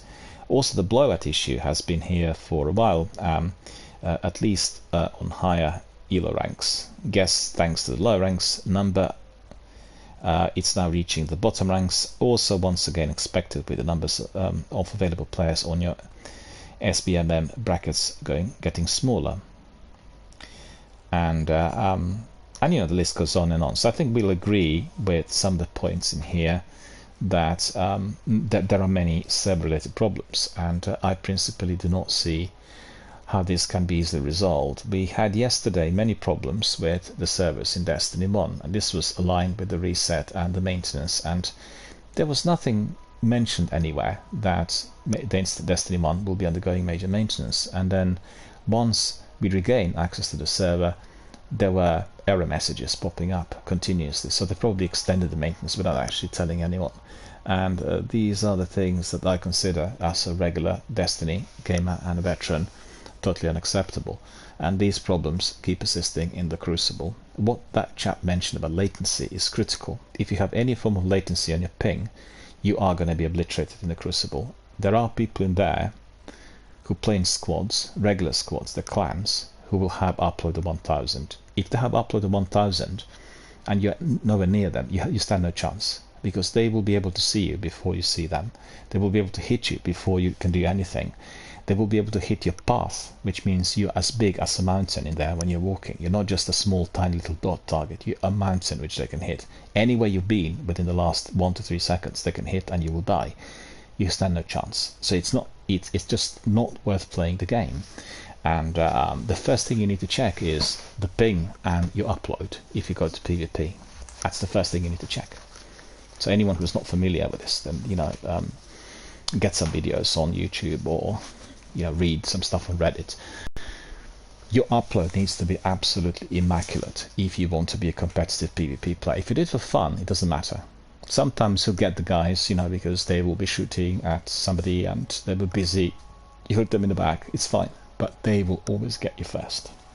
Okay, so let's see one more posting related to Destiny, and let me just see what we have here. We had some news yesterday about people doing the raids, and there's one person, it's called Drake, and we read yesterday the posting of a person who was very angry with people who just joined the game and then they were jumping into the deep end. They wanted to play raids and trials without any knowledge or experience. So Drake's saying, people who actually don't know how to raid, please, please, please, please, please, just ask to be taught how to raid instead of joining some of the teams with the hope of being carried. So he says, I promise you, there are people in the community who are willing to teach you, and I will take time to teach you if you actually ask me, or indeed they will do so if you ask them. If you ever need to learn a raid, just post an LFG asking to be taught, and people who care will be there. I'll be one of those people too if needed, but for the love of God, please don't join an end boss CP when someone's doing a triumph or challenge. It's frustrating to have to teach in those scenarios, and I don't want to be rude to you but telling you to leave. It pains me to think that doing something like could stop someone from raiding at all, but I or others in the fire team didn't sign up to teach in that scenario.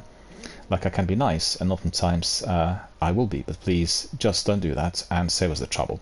Just post an LFG looking to learn and people will come in. There are even subreddits like D2 Sherpa or something that can help too. Great people who take the time to teach out there, just use that resource whenever. I agree with this. I mean, he was quite polite. He indicated that people need to learn how to play the game before jumping into it. If you play Destiny 1, you will know that there are some pinnacle activities in that game. They are the activities where you get the best weapons, and some of these quests are quite timely, quite grindy, and quite difficult. And then there is Nightfall, and then there is raids, right? So that these are the activities that one really needs to be spending time on in order to learn how to play, in order to know what to do, or doing it together with your regular team in order to be able to reach certain results. Joining a team that is experienced, let's say you have 3 people who are experienced and work together as a clan, and then the other ones who don't know anything about the game will very seriously hamper the effort in some of those activities. It's just, it's just purely natural. In the same way as you need to know how to infuse weapons in Destiny, how to increase the strength of your armor, how to work on the weapons in order to be fully crafted and made more powerful, to learn what armor you should be wearing for certain types of activities, most importantly for Nightfall and for the raids, what armor you should be wearing in Crucible. These are the things you need to learn first. And I mean, I'm patient, and I don't run a channel that has anything to do with competition or esports, but I can see where the frustration will be coming from. In the same way as I would say that somebody who wants to be chasing the scores should be coming to a beginner or community-based channel to be kind of bigging up and selling off the skills that he might be or might not be having just in order to show off. Either way seems to be unacceptable. What I'm trying to say is one needs to be aware of one's own abilities and one's own desires and targets on what to achieve within a particular online activity, and then basically you measure yourself accordingly. If you want to be coming to a community-based channel to have a lot of fun, to receive support, to learn about the game, to learn about life, you come to my channel. If you want to be doing speedrunning, chasing scores, bigging up, you don't come to my channel, because we do not appreciate that here and we don't endorse any of it, and we actually prohibit it from any form of participation here, both on chat and to the live online activity.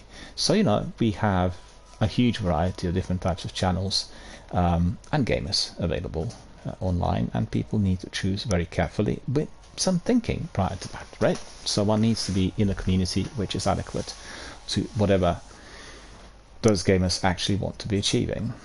I have to say the problem I have, which is also aligned to this point, is when you do a strike with random gamers, people who are slotted in through random matchmaking, and they start to strike and they're literally going down immediately to the end game. So they ignore everything that is within a strike and they just go for the boss. That is unacceptable. This is as bad as somebody who never played the game, who wants to be learning how to raid, and he doesn't even know what weapons to use or what armor to choose. It's just not on. What I'm trying to say is that there are lots of different ways to which people can display unsporty activity and the activities that are affecting others. So I'd like to ask everyone who's participating, just consider how you are going to be doing it, and just consider if you're coming into a strike, you are there with others, you're not there alone, and make sure you're tackling everything that this strike's offering. You're not just racing towards the end boss in order to eliminate him, in order to chase the score, or in order to say that you broke the world record or something. It's just not acceptable. It's not something that I find at all appealing in any set of circumstances. I just think it is off-putting, it is not based on a team effort, and it's very egotistical. And that is something we want to always avoid in the games which are based on a team effort. Alright, so that's all about Destiny on Reddit. It's all about the news and our community. We've talked a lot about everything. And now there will be time for us to crack on with some Destiny-based activities. So let me just crack on with my Hunter. But before then, I will have to take a short break. I've talked a lot. I need to get some water, get some fresh air, and then we'll persevere with Destiny 1. So I'll put my Be Right Back sign, and I'll be sticking it on. Where is it? There we are. I need to take a short break, my friends. I feel a bit dizzy. I need to drink some water, get some fresh air, and then we'll come back and crack on with everything that is on offer this week. That will be first of all our weekly story mission, then we'll have Nightfall, then we'll have Steevers, and also we'll have our weekly Prison of Elders. So all of that is to follow very shortly. Stay with us, I'll be back in 5 minutes.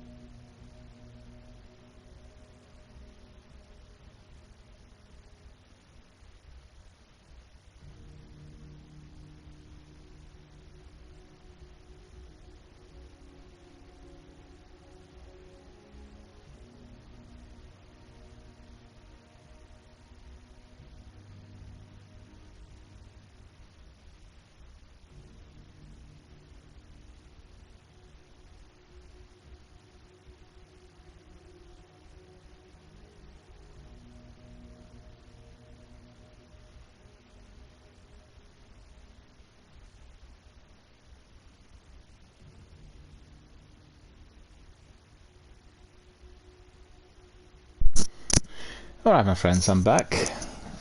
We'll carry on with activities here. And you know what? The sound in my headphones is also back, so I can hear myself, so that's quite good. I've no idea what it is. Sometimes I can hear myself, sometimes I can't, and probably to do with this app and the trouble that it's causing. Gail's here. Hello Gail, how are you doing? Good to see you. Thank you for joining us. And Gail says, I just have woken up. And I asked, well, did you have a good night's sleep? And Gail says, yeah, I slept really great. Well, I can tell you, it was raining overnight here. And yesterday evening was quite humid. I went swimming for the first time in a week. And I just bear with me. What was yesterday? No, actually I didn't go swimming. I lost track of time. I didn't go swimming yesterday. I went for a lengthy walk. I watched football actually last night, so therefore swimming was out.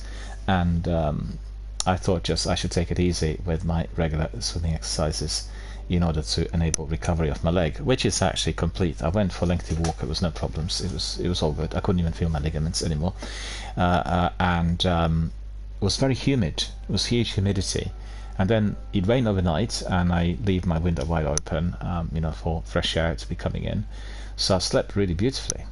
I slept like a lot. I actually slept almost 9 hours, which is a bit longer to what I usually do. I went to bed very early. It was probably before midnight. I was already in bed, and then I woke up 6 o'clock in the morning and fell asleep again. So it was quite good. I have to say, I got really tired after doing the charitable fundraiser over the weekend. Probably because the fundraiser was run late in the day, so it's like evening streams, and I really don't fancy doing that. I find it really tiring, and also these days we're quite busy with other things, so I got very, very tired. Felt really tired on Sunday night, and I guess affected me on Monday and Tuesday to a degree, but today I'm fine. I had really good night's sleep and everything's cool. Do you want to join us at all? Do you want to come in? I can bring you in if you like, Gail. We can do some Sivas, and we can maybe try to do the Nightfall Strikes weekly story missions. It's been reset, so weekly story playlist, Siva Crisis Heroic, Nightfall, and then Elders. So you can do all of that if you want. Just let me know if you fancy coming in, and I can bring you in, no problem. I can see you're not logged in. We've got Ali and UTF in there, and I'm wondering whether I should call Ali to come in, see whether he wants to come in, because he's usually busy. He always has other people together with him doing different things. And Gail says, no, I will not be able to play Destiny today. No problem at all. That's all good. We've had some problems yesterday with the reset. The server reset did take place here around 4 o'clock PM, and then within 90 minutes the servers came back and then were not really properly functional, and we got booted out several times. Zenith, Shaba and myself tried to run a couple of servers, and just nothing worked. Eventually we just called it a day. It was not, it wasn't possible for us to do anything. And that was just a bit of an untimely end for the stream, and unexpected type of development. They've not advertised the reset. Usually when you get the reset there is a maintenance, but yesterday they switched off everything, Destiny 1, Destiny 2 and the app. Nothing worked at the time. And actually I've seen Reddit postings and some stuff on Twitter indicating that the reset was extended and the maintenance was also extended. So that meant anybody trying to get in was indeed being booted, and they couldn't really play the game. So I'm not sure what time they came back in full, but we couldn't do a thing. And I picked up lots of bounties. I still got them on me today. I've completed some of them. Okay, so that's good. We can pick up 2 more once we get back to the tower, which is what I'll do straight away. We'll go back to the tower. Set destination, launch. We'll see whether Zenith joins us, or maybe our friend Dark Angel, who was here with us yesterday. It's very good to see somebody who is a streamer based in Britain. We don't get many of our Brits, fellow Brits, coming in together with me. We used to have Furry Spider and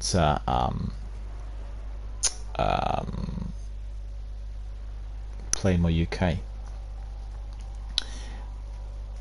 Those friends were coming in on the regular basis, but there was also somebody else, let me think.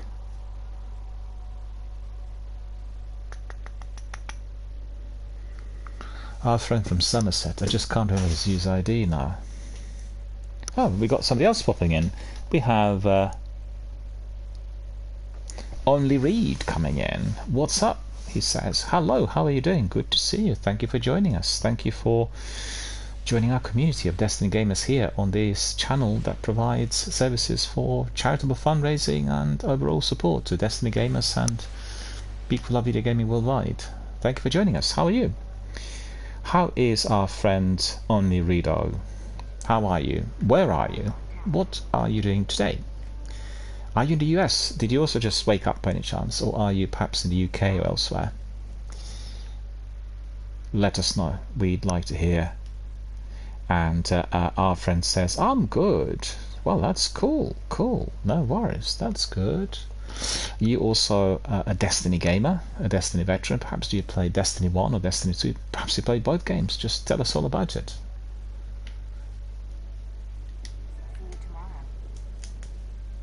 Let's see what I need to do here. I've got some engrams. And I've got some extra loot that I do not need. The way this channel works is, I have the first section of the broadcast dedicated to our community members, to Destiny, to the news, and anything else that would come in overnight. So it's usually about 90 minutes of discussions, community-based content, and chats, descriptions of what's been happening, etc. And then after that, we crack on with the gameplay. So I've not really gone down the route of doing the gameplay as yet much. And Redo says, yeah, my mum got me into Destiny 1 back in 2015 and then started playing Destiny 1 in 2017. Now I've been playing it for 8,000 hours on Destiny 2. Well, fantastic. That's many hours indeed. That's well, we have Zenith. I think he also said he played roughly around the same amount of hours in Destiny 1, and he also had joined our Destiny 1 community, which he had kind of explored quite recently.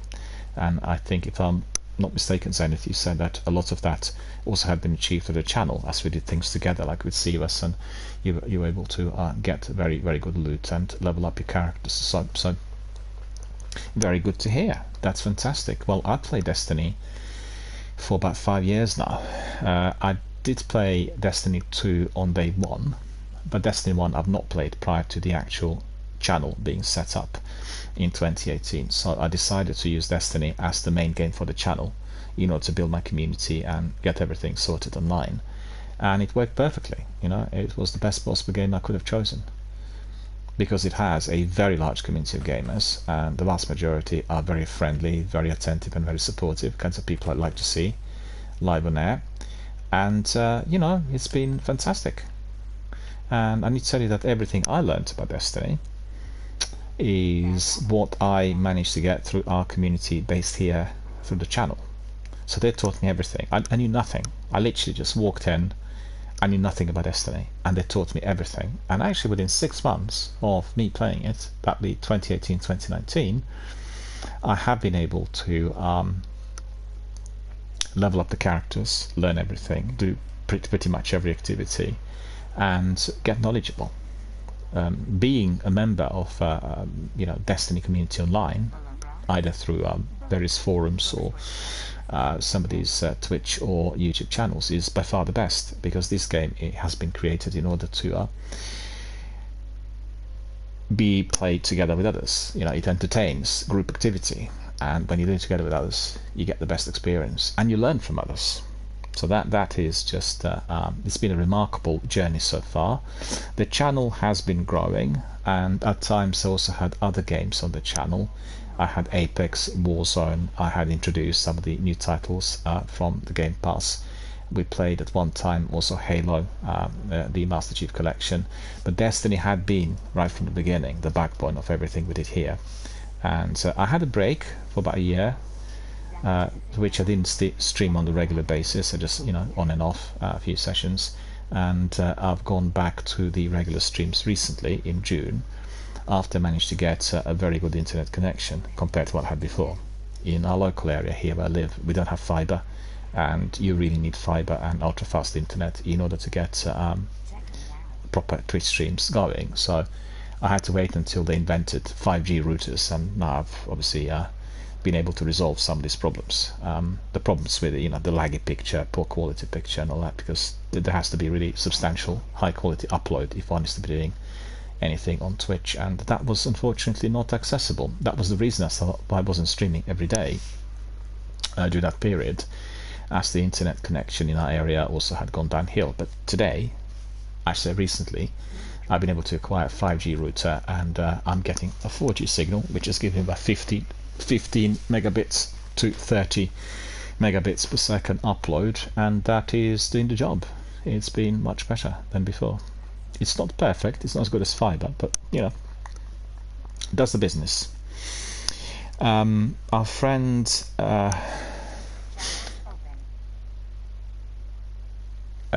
Gail says, I barely have 200 hours in Destiny 2 and I can't really find my Destiny 1 hours. If you go to Google and enter there Destiny gamer hours, right, or Destiny gamer spent hours, you will get some hubs online that will give you access to the data. I believe there are some apps as well, but I've not used apps for that. I just used online services, and you'll be able to get the void. Sometimes they will want you to connect your user ID, of PlayStation or PC to the platform, to the website, in order to access the data, because the data will be imported from Bungie, and that is what you will need to do. I know that you can get it for Destiny 1 and Destiny 2 online. It's not it's no problem really. It's easily acquired. Our friend says, only Redo says, I know stream myself as well. I do Trials of Osiris, Carries and Grandmaster Carries, and just have fun. I've always had the dream of making my own community. Well, that's terrific.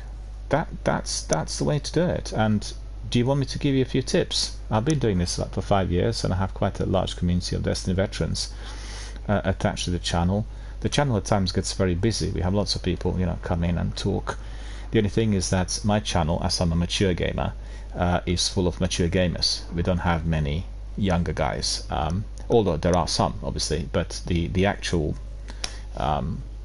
quality content here on the channel is very much linked to adult, mature types of discussions, if you know what I mean. It's not just about gaming, it's about life and about what happens in the community and charitable fundraising and work and these kinds of things. So that sometimes can be slightly off-putting for younger people.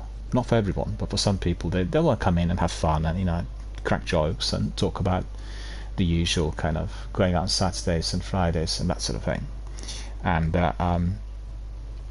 but at the end of the day, the tips would be, first of all, you need to start small, right? And don't read the copy and paste types of advisory services on the internet, because the vast majority is just complete nonsense on how to build a community and how to do things on Twitch.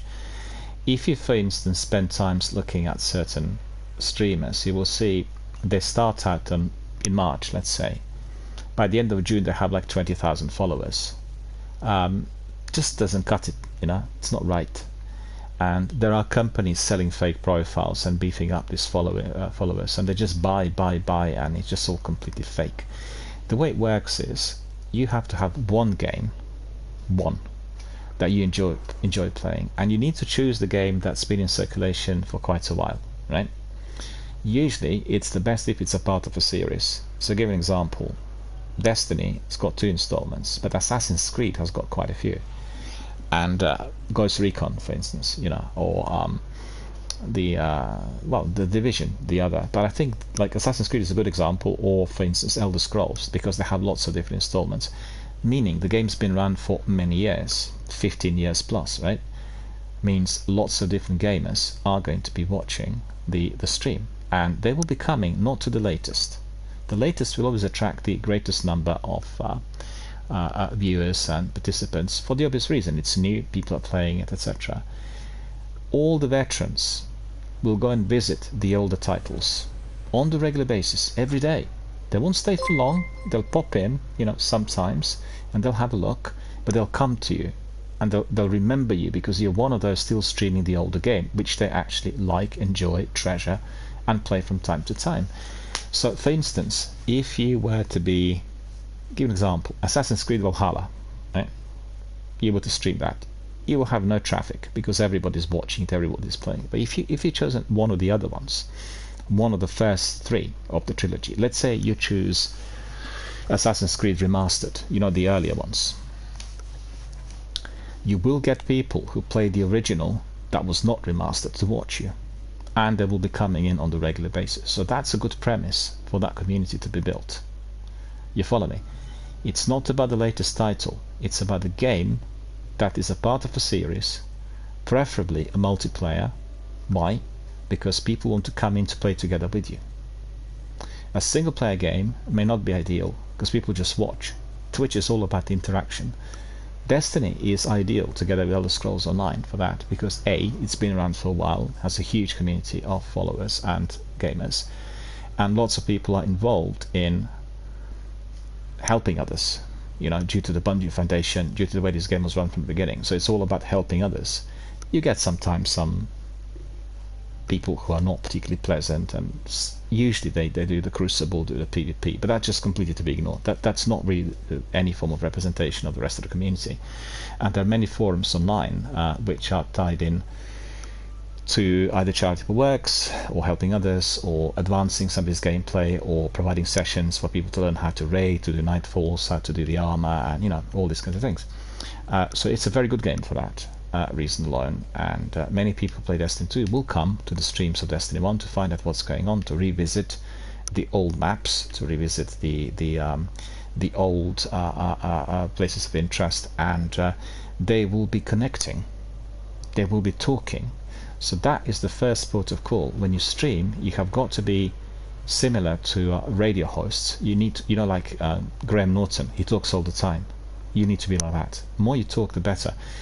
If you play the game and people see just the gameplay, there's no talking, and there are no participants, they're not interested. Twitch is all about communication, all about interaction. It doesn't matter what this interaction is about, obviously. If you talk about important things, it's high quality content, and if you're very interactive and highly articulate, people will dig into that. And that's the bottom line.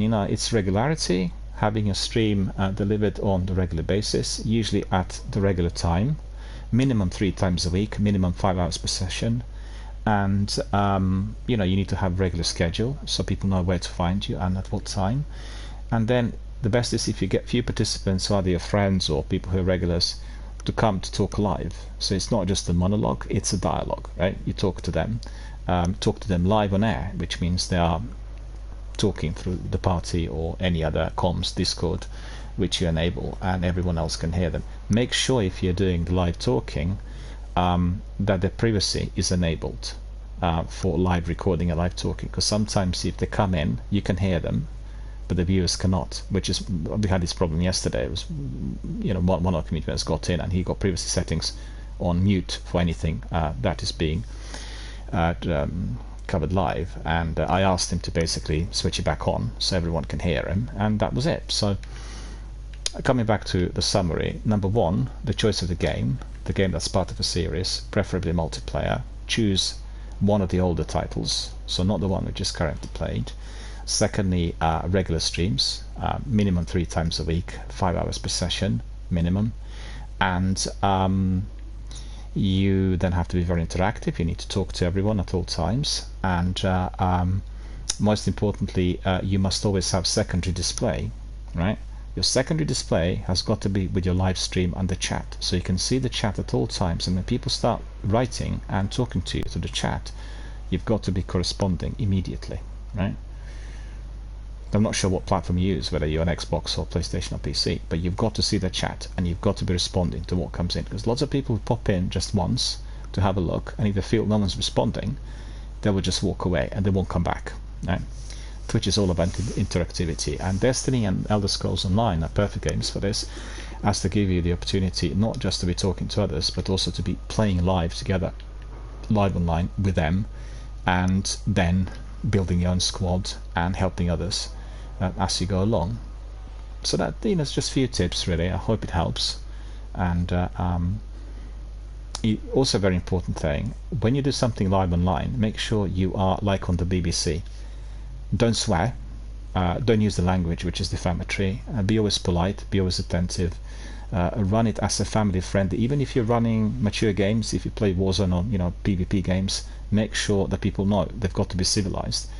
People are not civilized. They may have some attraction sometimes, but over the period of time they will just lose followers. People are not interested in this. It just doesn't seem to be performing as well. And also you're restricting the number of viewers, because there are viewers, very many, who will be quite offended by certain kinds of disclosures, and so it needs to be monitored. You need to have a mod or two to be helping you with the content, and just set up the rules, make sure that nobody who comes in is saying something defamatory, offensive to other people who are on the channel, communicate it to you. And it's just this is just the very basic rules. As you can see, I've got rules stated here on my chat and on my channel, and they're being followed to the letter. Anyone who breaks the rules is out for good, and they also can be banned from Twitch, a lifelong ban.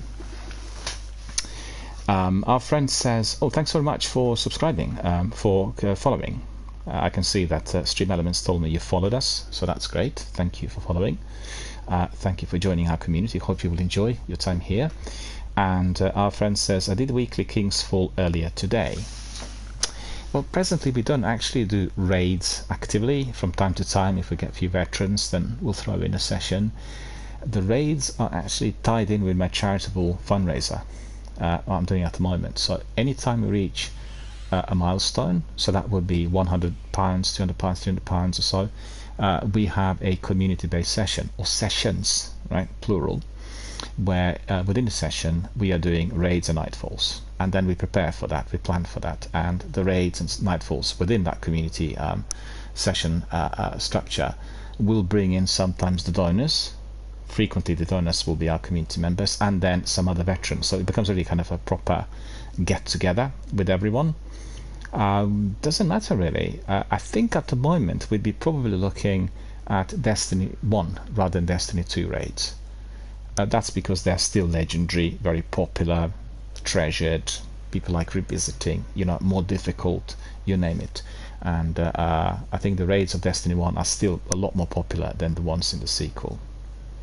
So all four will be featuring here when we reach these milestones. I don't want to do them too frequently otherwise. We can do them from time to time though, as I want them to be kept for that special moment. I was just running a charitable campaign for the Bungie Foundation during this weekend, and we reached the milestone, and I should say we reached all milestones. There were 10, and we completed the campaign. We exceeded the amount which was stated there as our target, and we contributed. So together with other streamers, we had we managed to get more than $1 million for the foundation. The vast majority were raising up to $100, and there were about 20 corporates that were putting in larger donations with $20,000 plus. But the vast majority were coming in with small amounts but in large quantity, and altogether there were about 1,900 participants, streamers and donors included. And it's amazing, less than 2,000 people had actually managed to generate $1 million, more than $1 million for the Bungie Foundation. The Bungie Foundation is providing services for very ill children. They basically enable equipment through the introduction of technology into the hospitals and various clinical settings for children to get entertained through gaming, through talking, through music, through films. Gaming in particular, as it is very interactive, so ill children in hospitals can connect with their friends, with their communities, with their parents, And just think how scary it is for a child of 3 or 4 years of age to go to hospital not knowing what will happen next. And the Bungie Foundation are alleviating that fear and that pressure by giving them this opportunity. As soon as they get there, they'll be given a tablet. You can play a game in here. You can access picture books. You can do this and the other. It becomes like their own personal tablet which they can be using in order to access these services, which is fantastic. And also they it's a service called it's a charitable section of the foundation called Little Light, right? So it's Little Light that is providing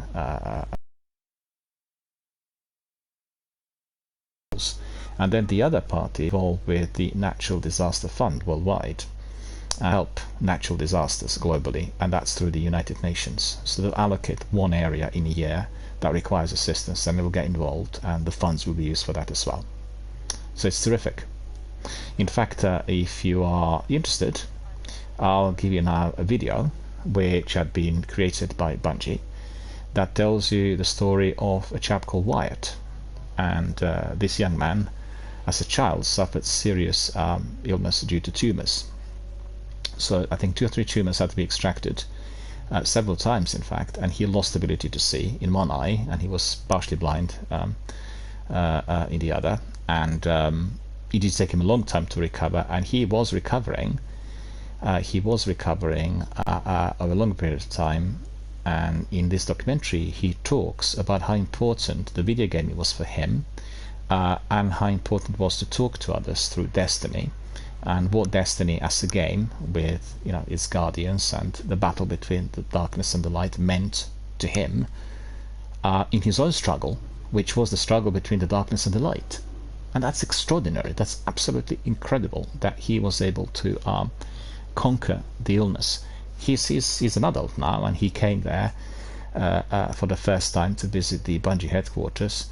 The whole event was delayed due to the pandemic for about 2 or 3 years, and when you watch a documentary, it's just incredible. It's so heartwarming, and it's also eye-watering, because you really feel for him, for the struggle, for the battle he had to be having for so long, and at the same time, it gives you an impression and a very good picture. It immortalizes what actually can happen with a very supportive video game community, what video gaming can do in order to enhance somebody's life, in order how to enhance somebody's health, and raise the capacity to fight a disease, to feel enthusiastic, to feel strong, to feel pertinent, to feel like a warrior like a guardian that's fighting the darkness with the light. And he talks about that in the video. So it's absolutely terrific, and it's truly inspirational. It's one of the best documentaries of that sort that I've seen, and also something that is very inspirational to myself, because I think,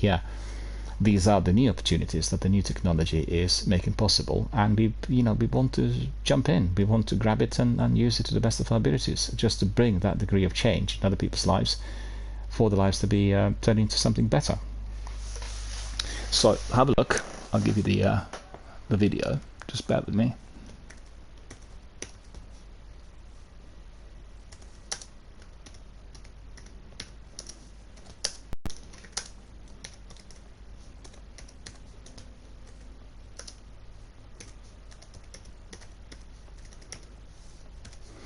Wyatt's story, the Bungie Foundation. You'll be able to see. I'll just need to dig it up, just bear with me. I've got everything set up in here, so it's nice and easy. It doesn't take a long while for me to get it for you. There, have a look, and you can tell us what you think if you've not seen the documentary before. In fact, as we are talking about this documentary, we had our friend yesterday trying to think what his user ID is. Master Kenshin, right? I'm not sure whether you're watching, sir, today. You actually told us that the chap who had brain surgery and who had tumours extracted was given that special weapon by Bungie as a reward. And this was like the only one. Nobody else could have it, right, at the time. And we talked about it yesterday, and I said that I thought this was Wyatt, right? Wyatt is the chap who is in this documentary. Zenith had researched that and had sent me an article And I read the article, and thanks very much, Zenith, for that. It's a very interesting article. It was out a few years back. But the article confirmed that what I said yesterday, I guess I was not 100% sure, but it was Wyatt or not. I didn't see that in documentary. This was somebody else. So it wasn't Wyatt who got that weapon. Right? I want to say that to our community members. I apologize for agreeing that was it, because I wasn't sure. I was a bit taken aback, as I've not seen it in documentary. So hang on a minute, maybe I'm not seeing something in documentary. But that weapon for the game, of course, not in real life, was given to another person. And I'll tell you what this person, what his name is. Just bear with me a second. I've got that still up here, I think. Just bear with me. I want to give you the information, as I think it's extremely important as we are talking about the Bungie Foundation, and we don't want to equate two of those warriors together, because they fought the independent struggle, each one of them on their own, with the community, and with the great deal of success, of course. Just bear with me. I'll be able to get the information here for you. Just a moment.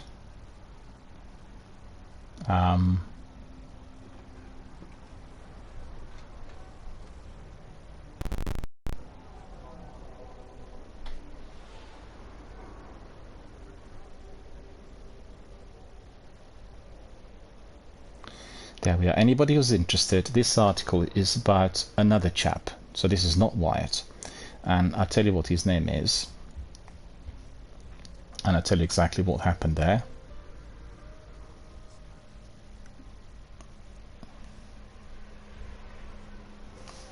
So this was in 2014, right? And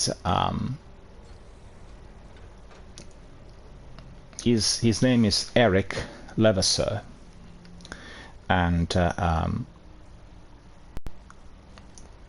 Brittany Levasseur, his wife, she posted in Reddit Destiny forums about a husband who plays as a hunter under the name of Trifecta01, and Levasseur and her husband were high school sweethearts and met in a gaming LAN center.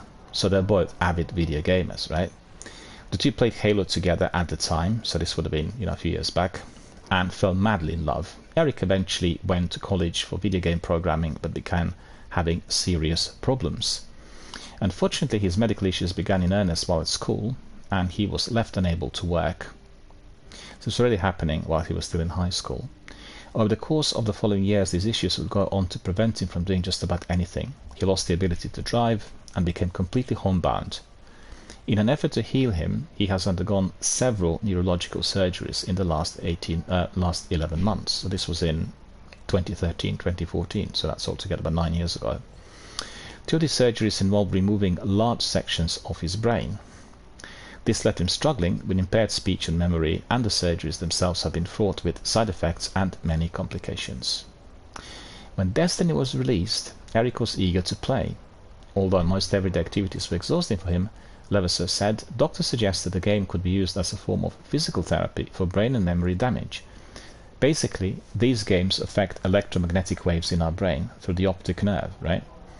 And Destiny is one of those games that's actually stimulating it quite a bit. And there is another story about another former American servicewoman who suffered serious injuries and then developed epilepsy, and she talked about how important the game was for her to be regaining abilities and everything else. Yet again, it was affecting epilepsy, but I'll tell you about that some other time. In this instance, they considered the overall engagement of the electromagnetic waves, i.e. from the game through the optic nerve to the brain, as something which was possibly very, very therapeutic. And according to his wife, Eric played the game extensively, and then he began to show improvements after playing in his speech, and would talk about his in-game strategies, which really helped him psychologically and cognitively. Shortly after writing the post about her husband on Reddit, Levasseur said that she was contacted by Bungie's community manager David Dague, also known as DJ, and Dague sent the couple of care package and a message reading, "Please make sure he checks in with Tess or the postmaster." So the weapon was sent to him in-game. The in-game gift was the Solar Primary Scout Rifle, known as Fate of All Fools, which Levasseur posted pictures of on Reddit. Fatal Force has yet to be released in Destiny and is expected in future updates. The article is from 2014, right? So he had it first before anyone else. Vision of Confluence had been my husband's and dream weapon, as Scout is his favorite, and he wanted a solo damage. Levasseur wrote in a follow-up post, a more perfect weapon could have not been chosen. So, as you could see, Destiny had affected many different people very positively, and we have the stories of, I keep forgetting his name now,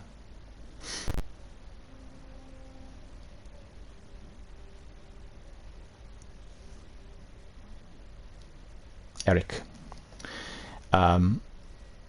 As you could see, Destiny had affected Eric and Wyatt in a way which has been incredibly therapeutic and incredibly positive for their medical rehabilitation and the overall recovery. And that is something we can always treasure. This is just extraordinary, and we got to always hold on to these kinds of achievements. You know, the therapeutic achievements are hard to get. They take a long while, and they require sometimes lots of different professionals to join their heads together in order to find out what might be working the better as far as the neurosurgery is concerned, and collateral and the after effects and everything else. Incidentally, a lady who is of my age, who does swimming about 3 or 4 times a week at the same sports center where I go frequently, she told me the other day that she herself is going to be undergoing the same surgery as Eric, because she does have some tumors that have to be extracted. It's also brain surgery. So I met her daughter day before yesterday when I went swimming, and asked, you know, where her mother was, because she was not present there in a swimming pool, and they always come together. And she said, well, she's actually now resting for the surgery. She has like a 2-week rest before they perform the extraction. So you could see, in any living community, there could be people who are developing such illness, and therefore the charitable foundations like the Bungie Foundation are absolutely fundamental, and therefore we need to support them, because they always will be at hand to help out if the need is there. And you know, it's quite extraordinary, isn't it, when you think about it. I have been running the campaign supporting the Bungie Foundation that I helped 2 guys in the US, Eric and Wyatt, and we've seen on the documentary and what had happened to them, how positive the therapeutic interaction and enhancement really altogether was through Destiny and the online activity.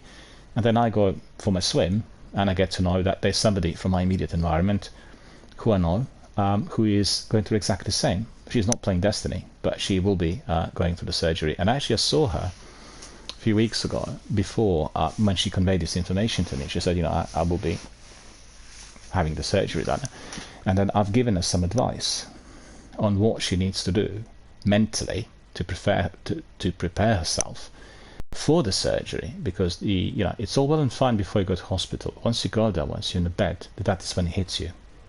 That is what will happen next. It may end suddenly with the effect not fully desired, you know, and people have got to be mentally prepared for what is to follow. So I gave her some tips and some advice without going into this live online, and she was very, very grateful. So I'm hoping that she will do exactly that when she's in hospital, and that she will do exactly what I told her before going to the surgery.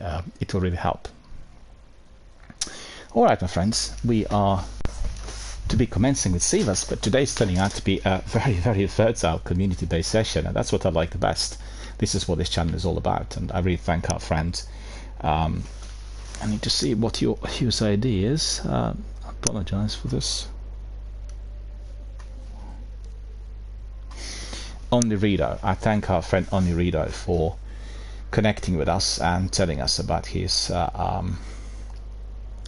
experience of Destiny and his desire to set up a Twitch channel together with a community of Destiny veterans fully on board. So, Reader, I can tell you, if you liaise with this channel and if you talk to some of our veterans, I'm sure they will be very glad to support you. They will come in and watch your channel from time to time and become also members of your community. You know, we the streamers have got to help each other as much as we can. That's the idea, and this is how it works, really. If you watch some of the best streamers, they have really very good liaison with other top streamers, and they always help each other. pass on referrals, share the community members, and you know, it's all about being attentive, being helpful, being kind, and also being aware of what the needs of these other people really are. So thank you for that, and as I said, just feel free to approach any of our guys at any time, anyone who's here using the chat or anybody who's in my community, and just refer to the fact that you are a member of this community and you are doing this, you're building a community on your own channel. Would people be interested to have a look? And you know, it's all fine. It's polite and friendly and non-intrusive. Then everyone will be definitely more than willing to help. We've heard from Zenith, and Zenith said he is also doing a stream, so therefore he will not be able to talk live online, but I will invite Zenith, and I'll actually go to Orbit just to make sure that Zenith joins me. So just bear with me, I'll be in Orbit in order for Zenith to join me. It'll be easier for him to do that, and then I'll go back to the tower to get some bounties, and we'll do some weekly activities. Anybody else wants to join us at all?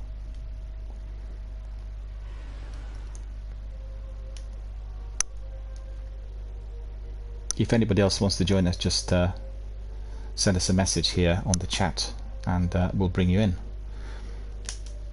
As it stands right now, we have UTF Girl, we have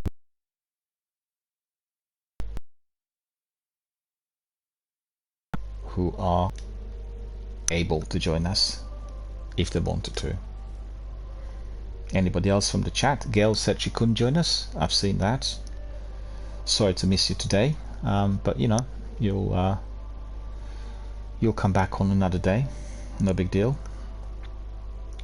And I'll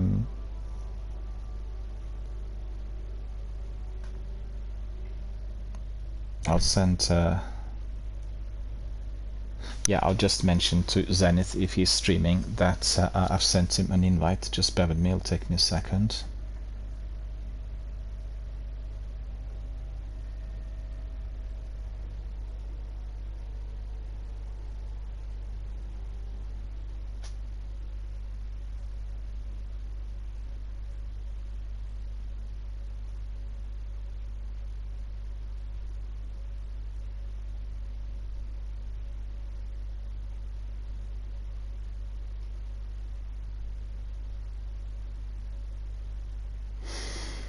I just sent a message to Zenith saying that he can join us at any time. I'll just wait for him. Then if he is doing some activities, well, what we'll do is we'll go to the tower, and then Zenith can just pick up as we enter Sivas or any other activities. So just give us a minute. Back to the tower, we'll get our bounties.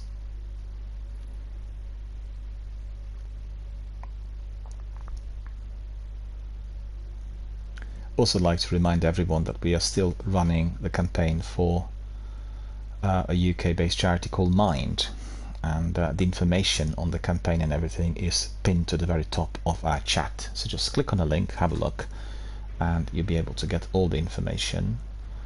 We'll be running that fundraising campaign until the end of the year, until the 31st of December. So we'll go back to the tower. We'll collect some bounties, and then we'll do all of those new weekly activities, and these will include weekly story playlist, our weekly nightfall, Prison of Elders sessions, and Sivas, and there is obviously our weekly raid, but we're not really doing any raids at the moment unless we get our veterans together. We are a team of at least 3 to do some of them.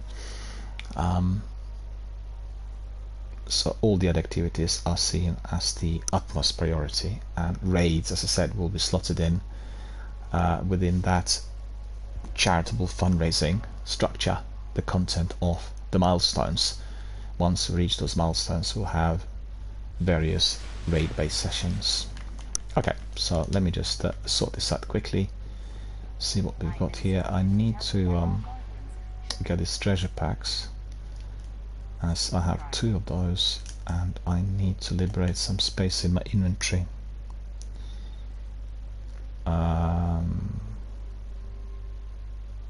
Devil's Beast inside the Fury.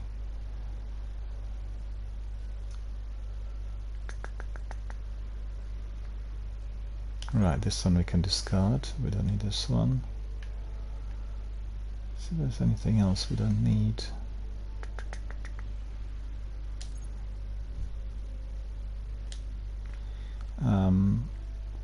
Okay, so we'll pick up our mystery bag. We'll go and have a look at the mystery bag, see what's in it. Anything good?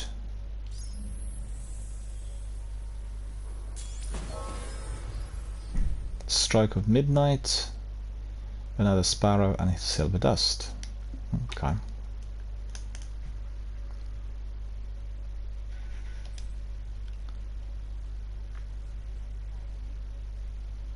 Yeah, this sparrow is quite nice. Really quite good. And it does have stray thrusters, destabilizers and boost. Stick to mine, I quite like it. The one you've seen there, Future War Cult, Eternally Assured Destruction. And then we'll go back.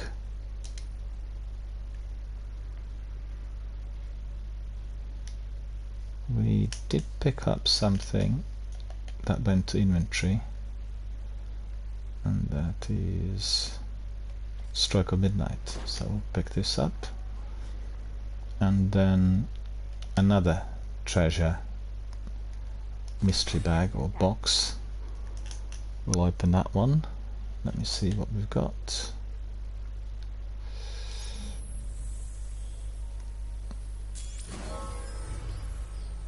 Crawl of Creeps. All right.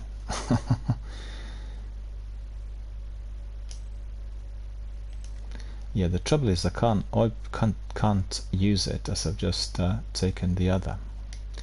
Doesn't matter. We'll wait patiently. Weapon ornament, Dragon's Breath. Again, we have some other stuff there that perhaps we don't need. White Chroma. Get rid of that one. The ornament we picked up is better. And then Encrypted Engram.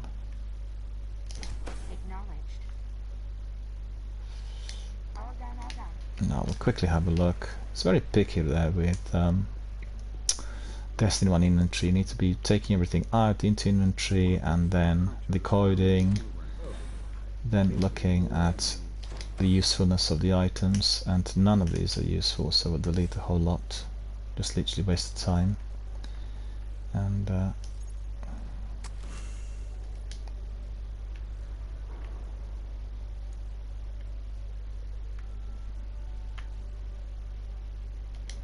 right, I've got that one in the vault, so I don't need it. And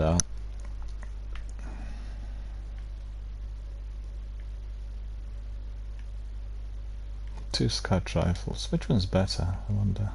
Don't matter, we'll try them both. My error. There is another item to be deleted. Alright, so we go back. A small tip: if you have lots of items at the postmaster, make sure you always clear them. Otherwise you'll be missing out on some high quality loot which will not register. Oh, we got Zenith. Zenith joined us. Excellent. So this time I'm not going to bother. I'm not going to go there. I'll just get rid of this one. And then I don't think there is any space in here. Don't think. I'm full, which is annoying, and I can leave the rest. Don't bother. Still have enough space. No, hang on. There is the need for a bit more space.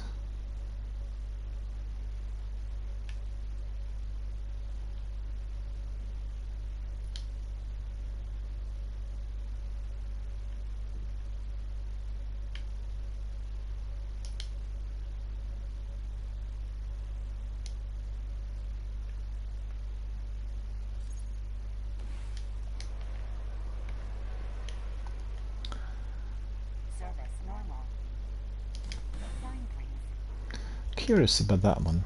Midnight Lumos, right? Let's see what this is going to look like if equipped.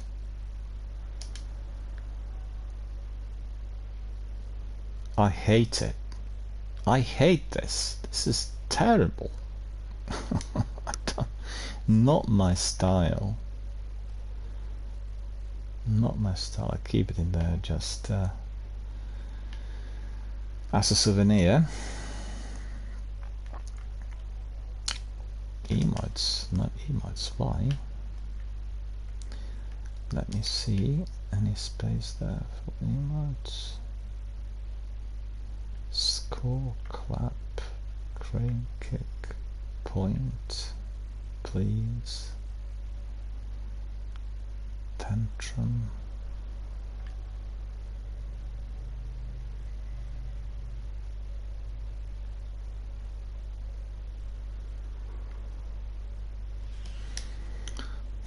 What's this one? Terrify.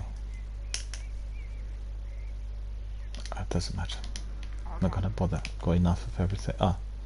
Need to get some bounties before we... But I think I need to pick up that sunrise before I forget, right? Once we pick up the sunrise bounty, we can do it at any time. Tell me about the dreadnought. Tell me about the dreadnought. Sunrise. Clean up, and that's probably it. I don't think there is more space there. No, that's right. And I think what I will do is I need to reduce some glimmer. I've got plenty of glimmer. And I'll go to Variks and purchase it from Variks. I need some synths. I keep using synths, so I'm doing Sivas and Nightfalls, and then... Yeah, okay. Hello there, how's it going? Good to see you. Look at that. You're looking awesome. Actually, I'll go the other way. Just a sec, just a sec. Take two. No, this one needs to be like that on the front. Screenshot. And then the other one I'll do from here. Where we'll look at the traveler like this. That ship there is cluttering the view. Not the best frame though. Just wait for that ship to disappear.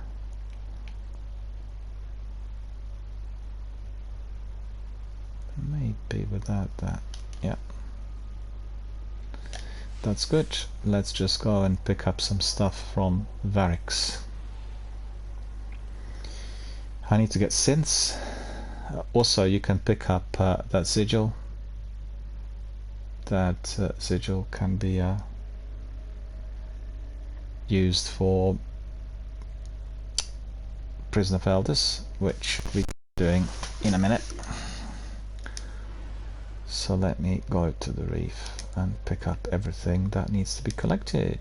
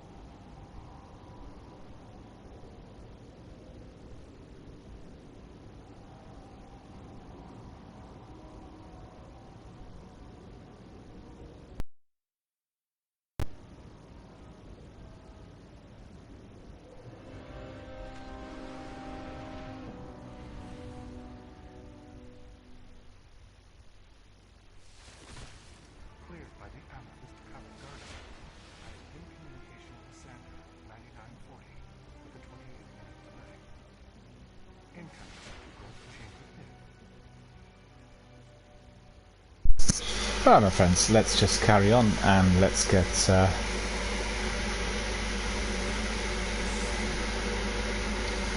what needs to be collected from barracks. So first of all, we need to accept the reward. So that is House of Judgment Reputation Booster. I did get some extra sins. That's terrific, and the booster will apply before we go in. We've not gone in yet, and this is quite cheap, so we'll get quite a few of these. Just want to be reducing the quantity of glimmer. I need these a lot, so I'll reduce it down to 15.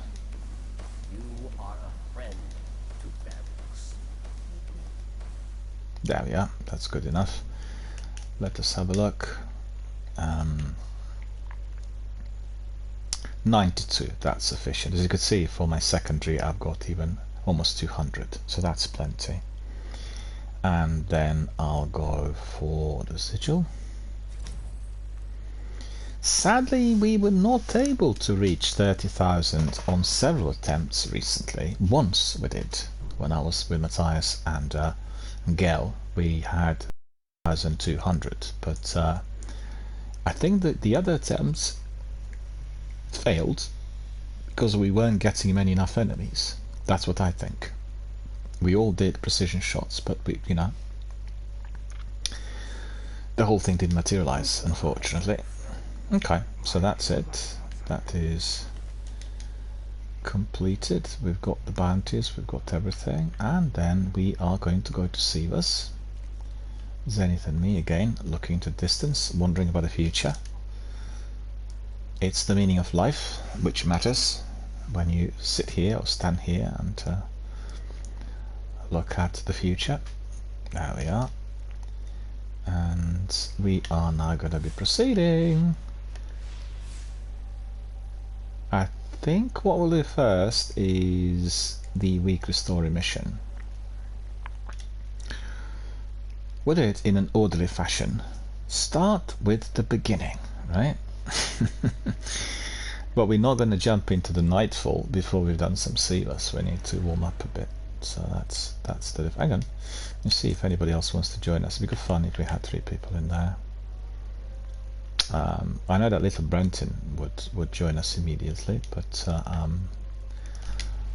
or playing raid. Okay, so that's not on. That's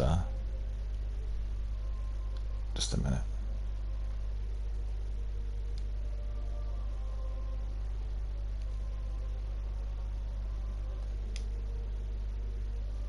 Playing raid on Crow to Send. Well, that's not right.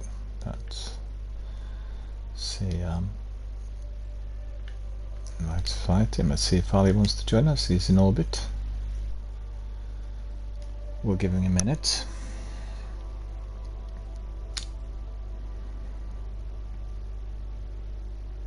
He possibly would want to join us. We'll just give him a couple of minutes and then we'll proceed with some other activities. Like I said, we'll go for weekly story missions first.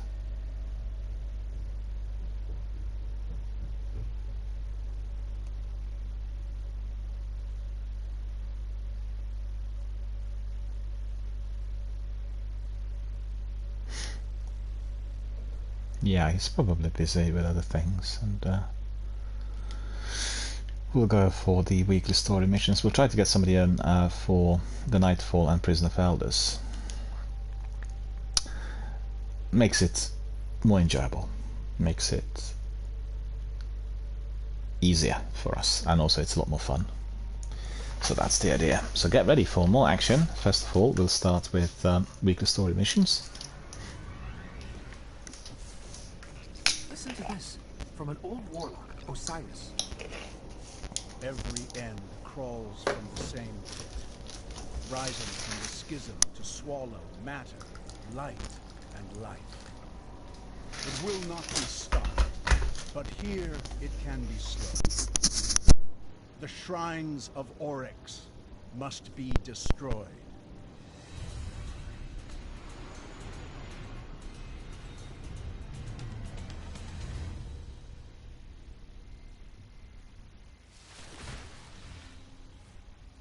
There is a shrine here, but it's further in the Hellmouth than anywhere we've been.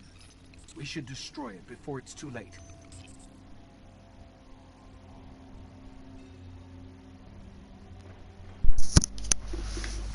There we are. Let's have a look. What have we got there?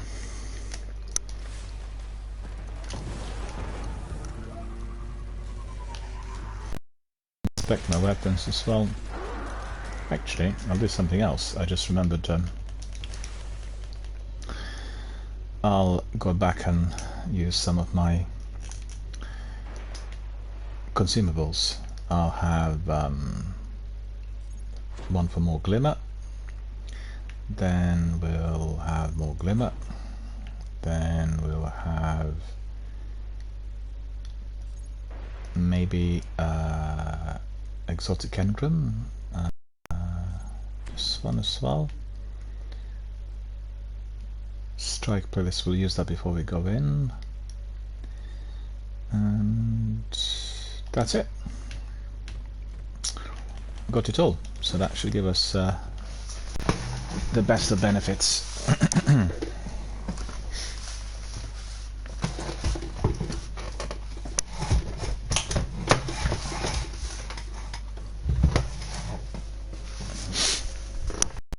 It was Zenithist. I think Zenith probably went in.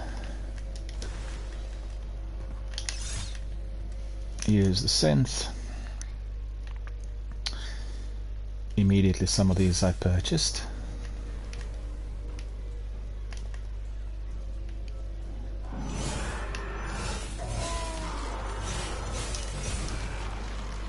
Yep, still standing. What?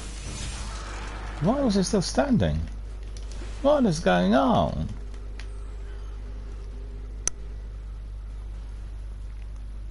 I'm picking up fallen activity. Heavier than normal. Something's got them worked up. I'll stay on it.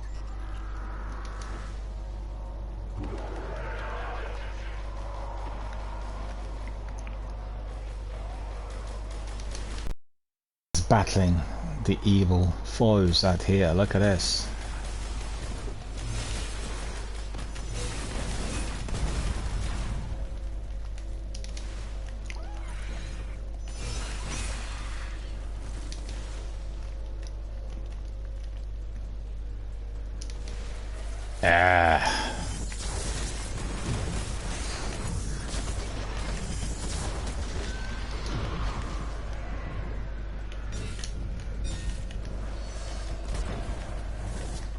Yeah, I managed to recover. Literally hardly any life, you know. And these cheeky shanks wait for me to get in.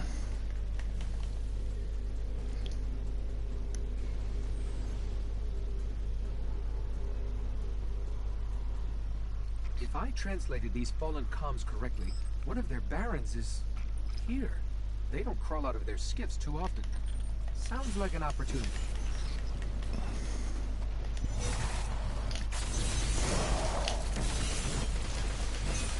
Well, that Baron didn't last long, did it? Got him. That's one less Baron to worry about. Let's find the That's shrine. right.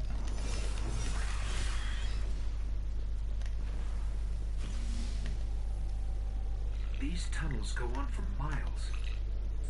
We'll never explore them all. Oh, gone the wrong way. Look at that. I don't even want to know what they're keeping down there.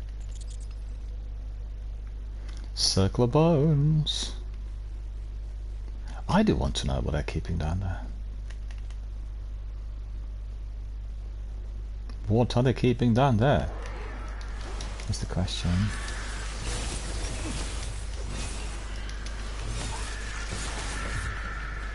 Always eliminate the wizards first, because they give you that gas that makes you mobile, and then it's the end. Ah, you got him. You've got him.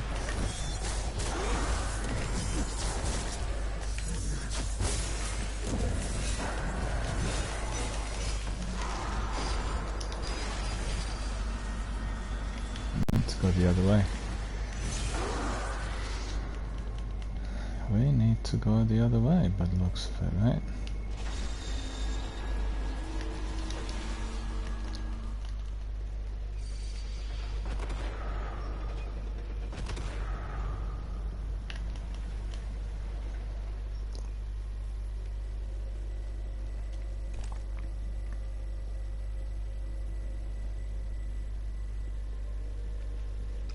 These Fallen are just as crazy as we are.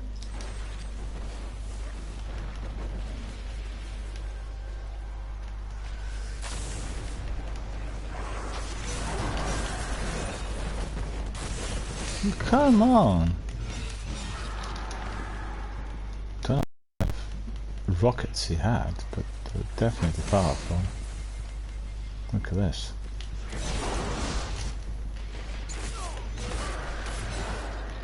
Anyone else down there? There was one or two left. Yep. Oh, you got him. Cool. That was cool. Mind you, these story missions are not too difficult, right? Yes. Compared to Sievers, and I think once we get used to the Sievers and Nightfalls, then everything else is a bit easy, but not really. Look at him, he's jumping. Ah, he got me. It's the gas, you know, I couldn't jump high enough. Unfortunately.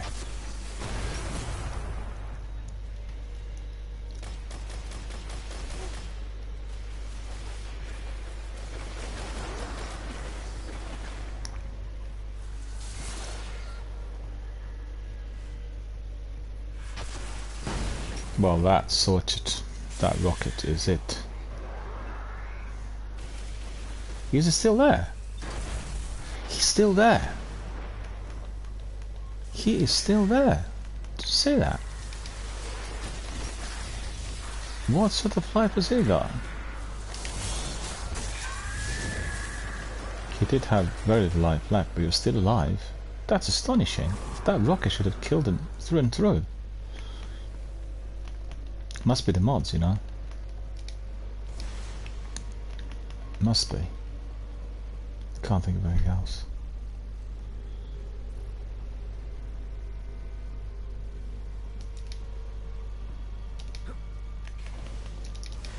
There's the shrine. Find a way through.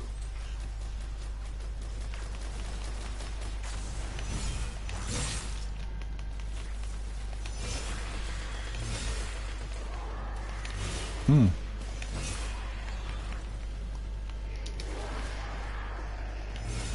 Where did he go?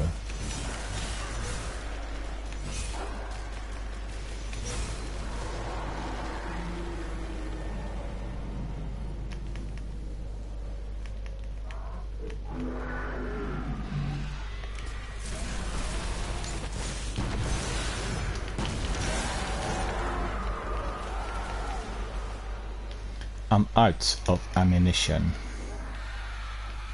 Now they'll attack me. Ah, come on, I want to have mine. Fortunately, just one of them. It wasn't like swarms of thralls, otherwise I'd be gone. I had to be getting my synth, so I basically was out of ammunition.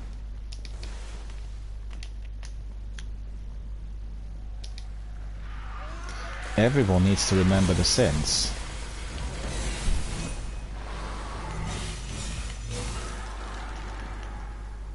For these kinds of activities, you know, the top activities, you need to have quite a few of them.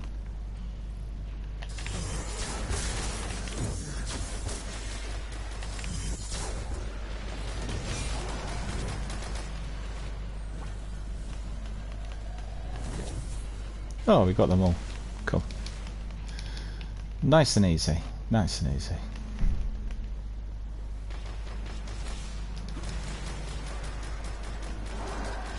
Let me out under the shrine. I'll look for a weakness.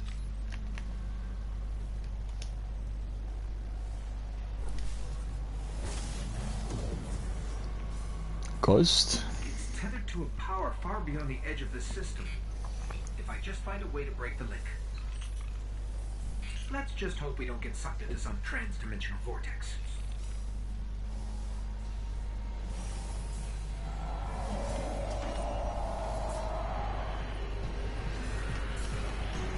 Enemies! Look at them.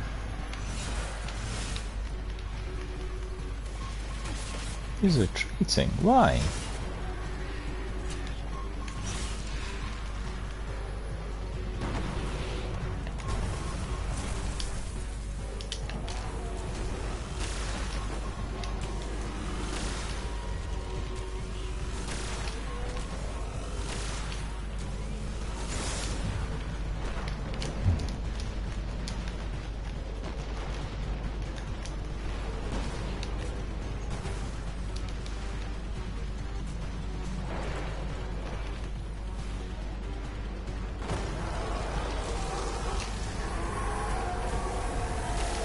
Oh, you got him.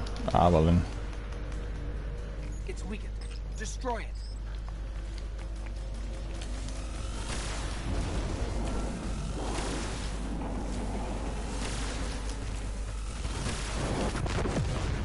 Boom. Kaboom. We severed their connection. The shrine, it was communing with something out there. Their god or king. Well, not anymore. Whatever it is, it's still out there.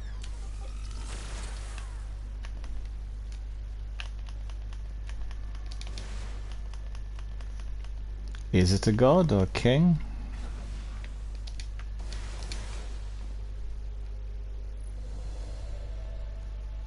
Well, we destroyed the beast.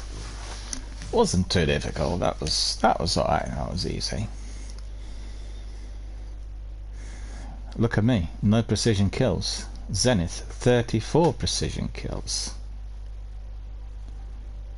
That's good. That's the scout rifle you were using.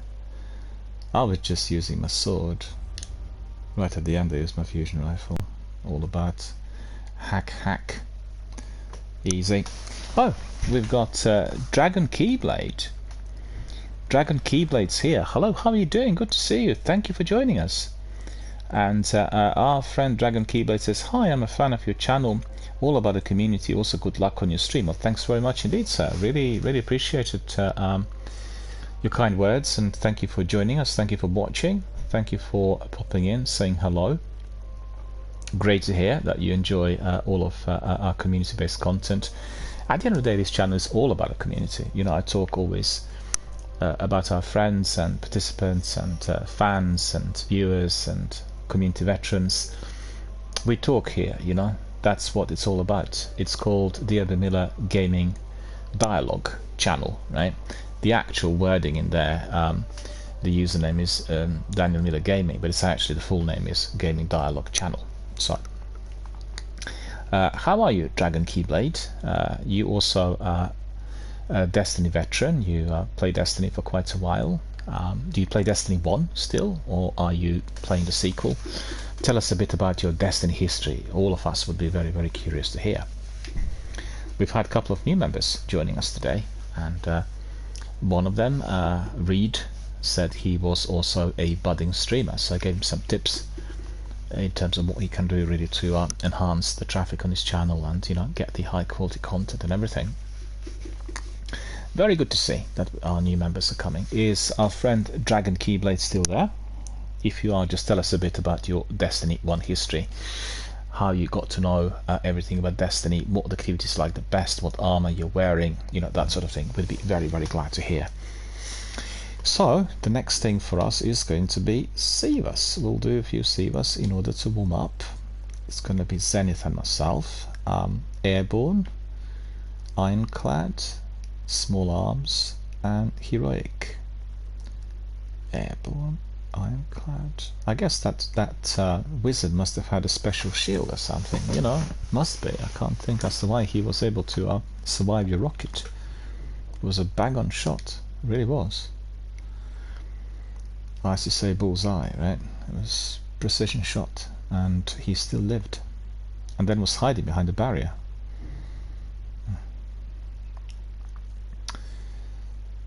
I have quite a few bounties to complete. Let me just see what the bounties are asking us to do. So that's all medals. Okay, primarily medals. And this one, Ah, that's gonna be very hard. Completing a series without dying, that's not me. I'm gonna die. My trademark is I'm dying a lot. It's funny because I played with a community member whose user ID is Sir, I'm dying a lot. And that's so funny. And he actually has got it, you know, in Warzone. Sir, I'm dying a lot. So it's like a warning to everyone. If you are joining his squad, he's going to be dying a lot. It's really funny. And our friend Dragon Keyblade says, I'm very good and I have been playing Destiny 1 since I was 14. Took a break from it and came back, but Destiny is a fun game and I love it. That's wonderful to hear, sir. That's really wonderful to hear. You've been with Destiny for quite some time, and I play Destiny 1 and 2, you know, consecutively.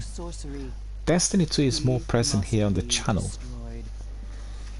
And right from the beginning, Destiny 1 was the backbone of everything we did here with our community, and still is the game that's most popular amongst the Destiny veterans.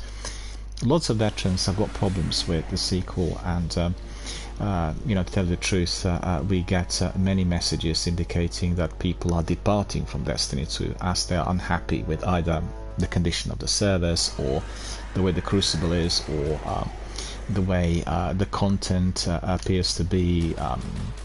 People unhappy with different types of rewards that they're getting through seasonal content, unhappy with monetization that Bungie is currently pursuing, and everyone comes back to Destiny 1, you know? It's the fact. The difficulty we have is that Destiny 1 doesn't have that many rooms available anymore for participation, so sometimes you'll want to go to the tower, you get a message that the tower's full, which shouldn't happen, but they've been just constantly reducing the overall rooms that are accessible to Destiny 1 gamers in order to liberate the space and in order to enable more space for the sequel, I believe. Can't see any other reason, you know. And it's almost impossible to play the Crucible at the moment in Destiny 1. The waiting periods are absolutely, you know, unmanageable. You need to wait forever, you know, to get in. We've tried it several times, Zenith and myself, and we couldn't get anywhere. Just waiting and waiting and waiting. That's because the rooms are busy. They're occupied. We're just waiting to be slotted in. So I take it you played Destiny 1 for quite some time. Must be a few years, right? Well, I've done the channel for about 5 years now, coming to 6th year shortly. And I stream some other games. Warzone, Apex, Halo, and some other titles of the Game Pass, introduce new titles and indie games, but Destiny always been here, and that's Destiny 1 in particular, and then Destiny 2 from time to time. Destiny 2 at the moment I'm connecting to charitable streams as well, like the one we've done during the weekend for the Bungie Foundation. Destiny 2 provides us with a greater variety. We can do many more things together with our members, and we've had a very lengthy tutorial on how to do certain things in Destiny 2 with Zenith on Sunday and on Saturday, and we played many, you know, different activities there. As we are doing at the moment, events called Solstice of Heroes, then it was a perfect opportunity to engage with, you know, different parts of Destiny 2. A bit of Crucible, then some strikes, some nightfalls, some gambit, then story-based missions, campaign, bonfire bash, all of that together. It was really cool. I like Solstice of Heroes. I think it's a great activity and it brings everyone in together, and also it makes people play certain parts of the game that perhaps are not preferred or not frequently played. It's a bit like needing to use a variety of different weapons and change your armor rather than resort to the, you know, personal favorite.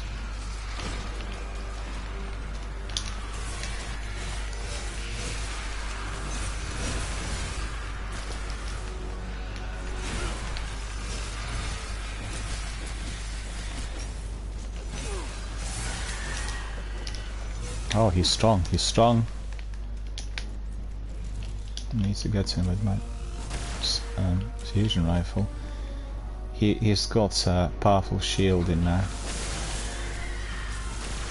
I got his shield. Yeah, he's gone now. Couldn't really defend against the two of us. That's right, it's all about a community. And I just want to ask, why did you take a break from Destiny? What was the reason for that? I'm curious. Were you tired of it, or did you want to do some other games? There must be a reason, you know. People take breaks usually if they feel they're completely kind of burnt out, or whether they are fed up with the content, or they feel they played the game long enough, they want to try something else.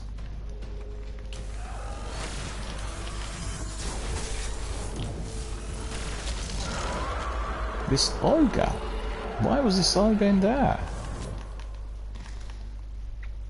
I can certainly tell you there are lots of people who play Destiny 2 with me during its year 1 and year 2, and they're not playing it at all anymore. They just depart from the game altogether. Most of the times they're just unhappy with the way Bungie is monetizing, and they also thought there was a lot of repetitive content in the sequel. So they said, we didn't want to pay for 30th anniversary pack and dungeon keys and, you know, some of the cosmetics. And we don't like the fact we keep doing the solstice several times and it's always the same thing. And that's the gamers who were playing Destiny every single day for a number of hours. Our friend says, well, I got bored of the game and I'm really a fan of variety. I'm exactly the same. I would have not played Destiny as extensively, Destiny 1 that is, had it not been for my channel, you know? And if you're a streamer, the best way of doing it is by being aligned with one game, one title, and then you build your community and have everybody attached to it, and or maximum 2, so one can swing from one to the other, or run like one game and you have the separate community-based events with another game. I tried variety streams at one time, just as an experiment. I would have Destiny for a few hours a day, Destiny 1 every day, and then in addition I'd do Apex and Warzone and Halo and a few other titles. And I always came back to Destiny in full. Variety streams are applicable or ideal for the streamers who have very, very many followers, you know, people who are with, you know, dozens of thousands, hundreds of thousands. So then a variety stream will always attract somebody to look in, and within that community you'll be getting many people who are interested in exploring new games and people on various platforms and so on and so forth. I think Mike's channel has been more for niche, and the niche has been primarily tied into Destiny, 95%. But I have a very large community of Apex and Warzone friends and followers and, you know, contributors. And incidentally, many of them do not play Destiny. They just play those games, you know, or other PvP games.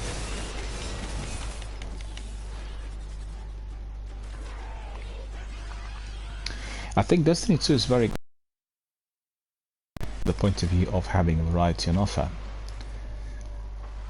You can do PvP together with PvE, you can do campaigns, quite a variety of different types of missions, dungeons, raids, strikes.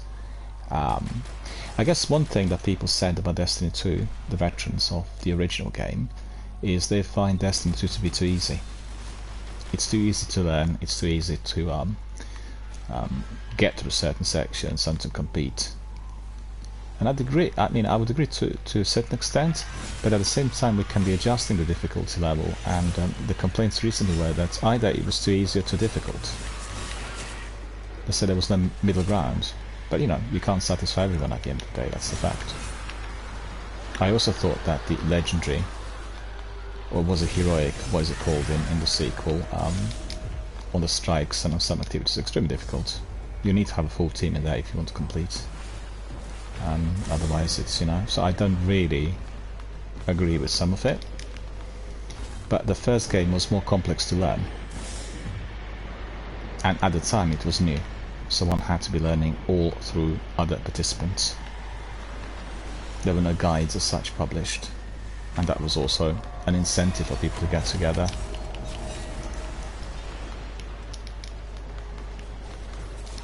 I don't like playing Destiny by myself, you know. I always want to have people who are either watching or playing together with me. And that's the way it's been almost every single time.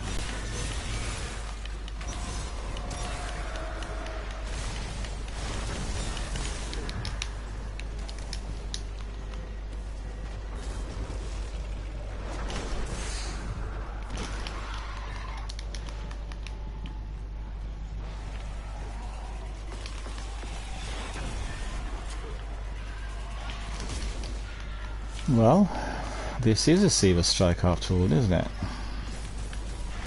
So it should be a bit difficult. Or a bit more difficult. Ah, look at this. Nearly got killed there. Where's he gone?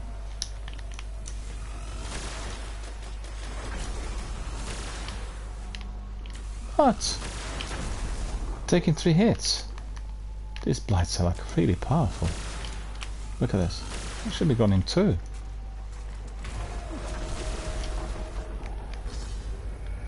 And our friend Dragon Keyblade says, yes, I agree, it's a lot more fun when you play together with your friends. Yeah, the reason for that is simple. It's been invented and created as a massive multiplayer online, a game that needs to be played together in a team of 3 or 6. Hence, you know, the activities like strikes and nightfalls and the ones when you get random people slotted in with matchmaking. And that's the greatest strength of the game. It doesn't give you the same flavor if you are doing it by yourself. The reason as to why people do it alone is they want to excel with certain skills or certain achievements, doing like a nightfall strike by yourself. But it isn't the same thing, you know. It's much better fun when you do it together with others. You get through the different sections with these, and also you can build up different types of strategies, particularly for nightfalls and raids. I mean, give an example. If you do, let's say, in here, Omnigul Nightfall, I'll have my Dark Drink on me, and Zenith will have his Galahorn, and the third person will have another exotic weapon, usually another rocket launcher. It could be like Black Spindle, for instance. And then we decide what we'll do. So who's going to be eliminating the Omnigul? Well, the guy with Black Spindle and the person with Galahorn. And I will be dealing with the ads. It doesn't matter at all who eliminates the boss. It's all about a team effort. You know, it's a bit like in football. It doesn't matter who scores the goal, as long as it comes across as a full team effort, it will be okay. And that's the bottom line. And that's the way the game needs to be approached. You do get people sometimes who want to be, you know, boasting about, I got there first and I've done it, and it's not that sort of game. You know, the bottom line is, it's all about the team.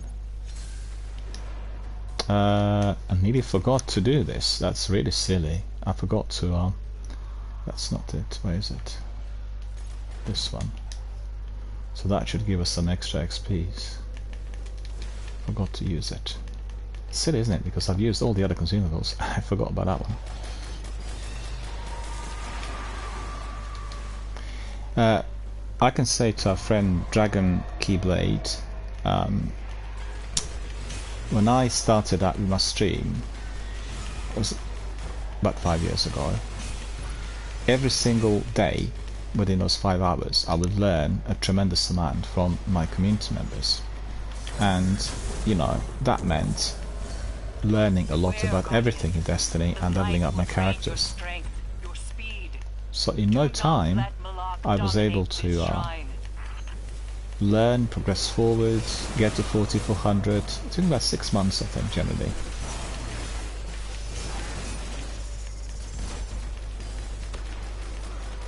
And the quantity of knowledge that people had, I mean, I'd never be able to find out by myself. I obviously could have been watching YouTube videos and reading walkthroughs, but, you know, things like Black Spindle missions or the ones for exotic weapons.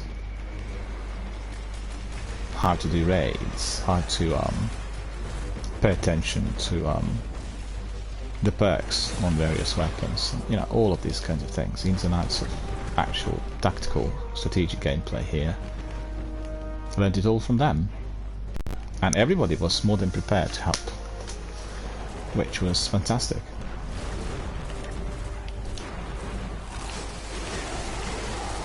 I don't have a rocket launcher.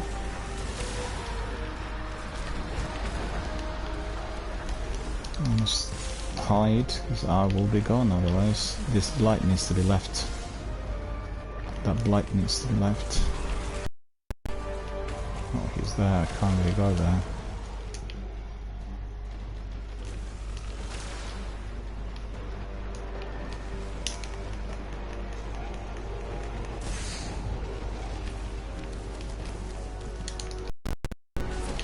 Yeah, got killed. Thank you. No, we're literally in the line of sight of the boss, so that's too tricky. The spot's not very good. And that's why we got killed. If I was to be thinking on behalf of the team, I should have left our friend. But then, you know, I always feel I need to be supporting anyone, anywhere. And I'll go there knowing that this will be not that easy. I'll go and rescue our friend again. He's still... oh, he's gone. Okay.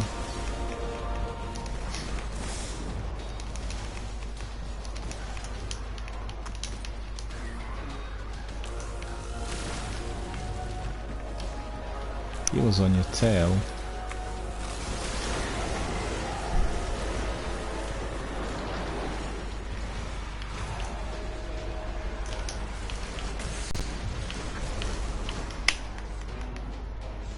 Yeah, the blight needs to stay in there though.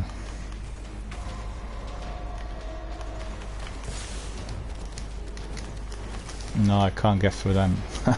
I've gone there to rescue our friend again, but it was just too deadly. It was just too deadly.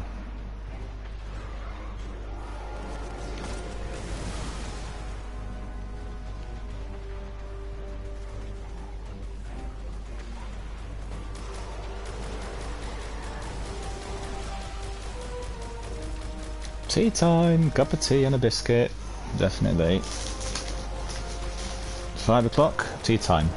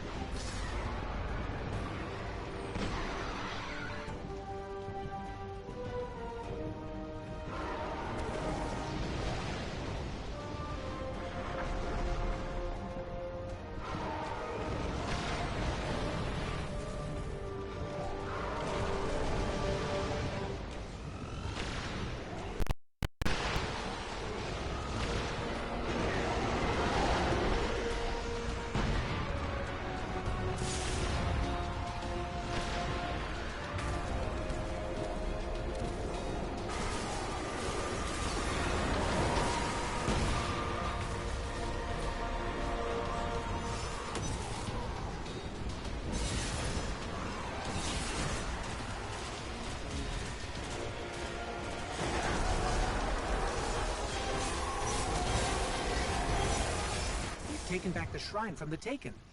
That they took through taking. Without Malak to channel Taken energy here, the blight will abate. And Oryx's shrine will quiet. That is my... That one day the moon will lie dead and still, like the tomb it is.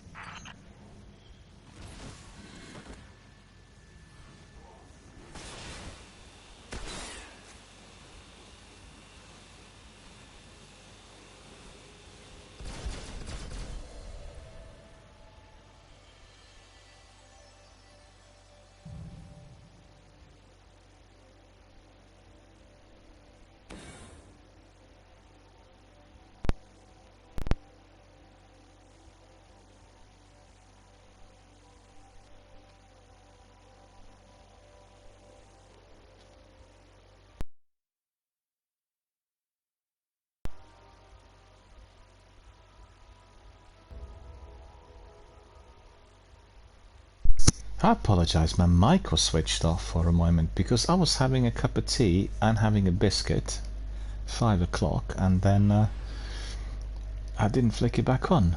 So I flick it back off because I want to have another biscuit, another cup of tea.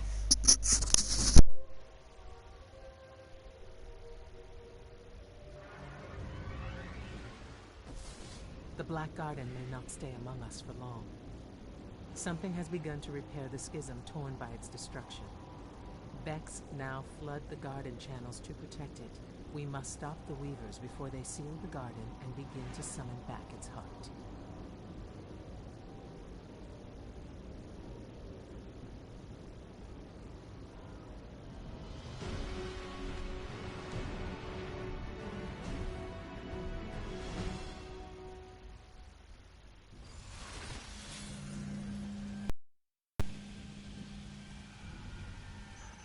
I like this.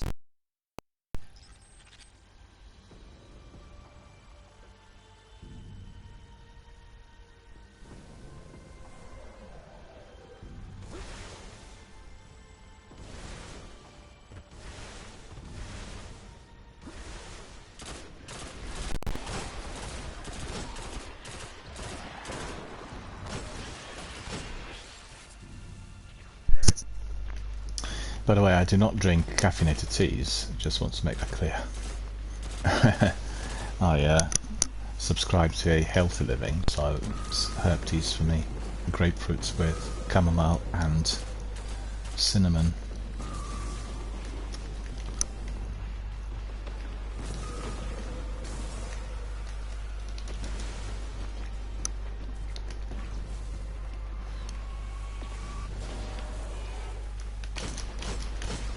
Oh, it's shielded.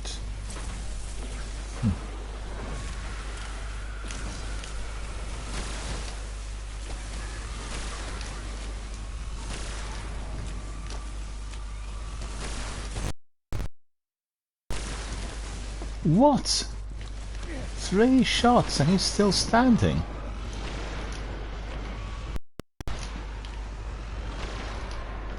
Look at his shields. That's ridiculously powerful. That's crazy.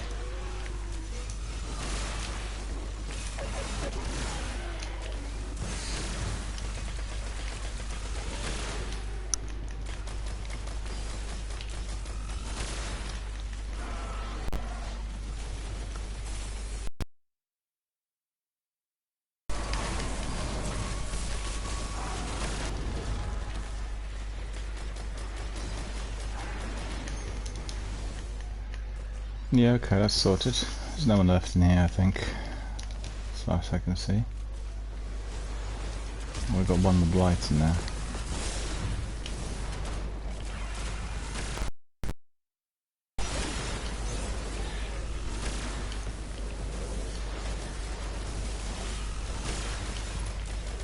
Finally, he's gone.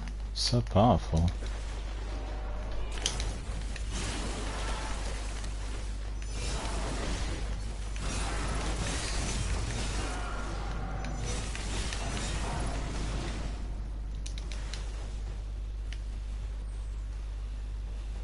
Still one left. Oh, that's up here. Okay.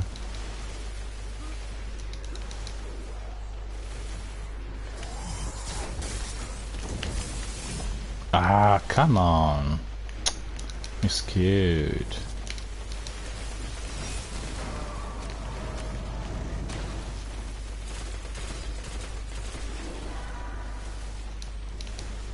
He's still alive. Yeah, I guess the mod's bias is towards primary, so I'm using my heavy, and that my heavy is not that powerful because the mods. Ah, never mind.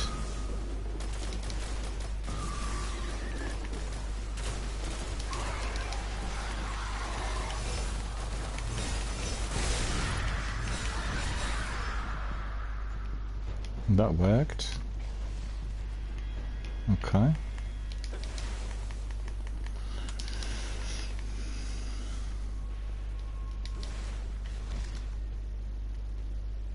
Can't believe it got like 101 plus 61 rounds. That's the biggest I've ever had.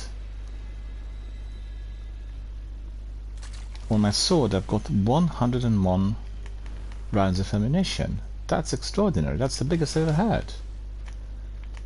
How is that possible? It's usually 81 to 86. Now it's 101.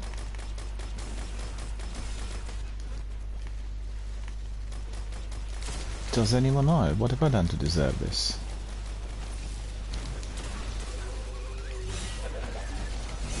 That's on the good side. Ah.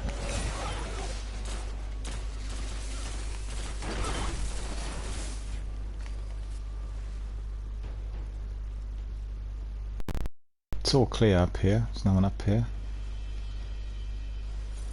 Well, that's odd. There should be at least a few. That's really the game, you know. There should be many more enemies down here. We face literally nothing.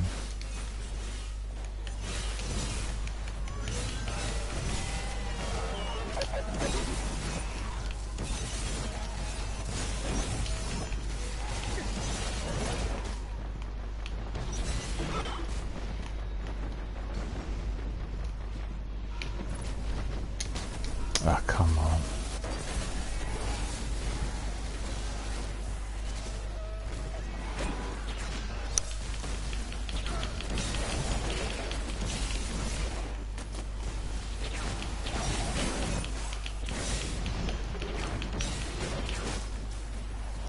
I got hit again. It's probably that for goblin there that got me.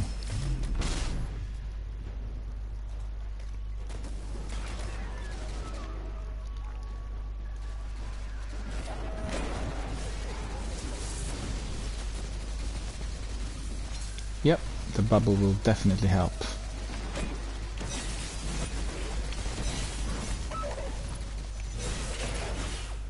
Oh, he was gone. That's pretty good.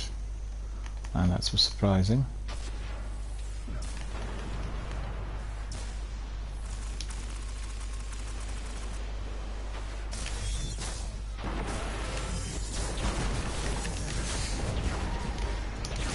Ah, too many of them popped up next to me. I was tethering the boss. Is the boss gone? I wonder.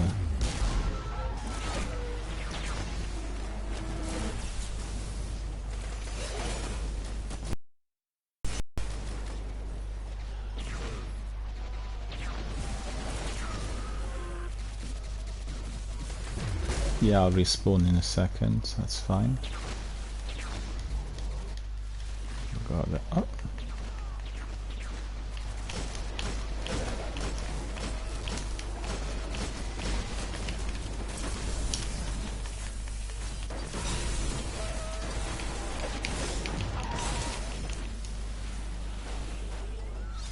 Thank you. There's one up there.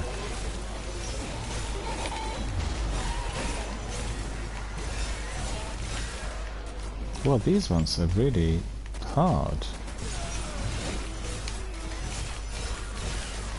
Okay, watch out for that boss there.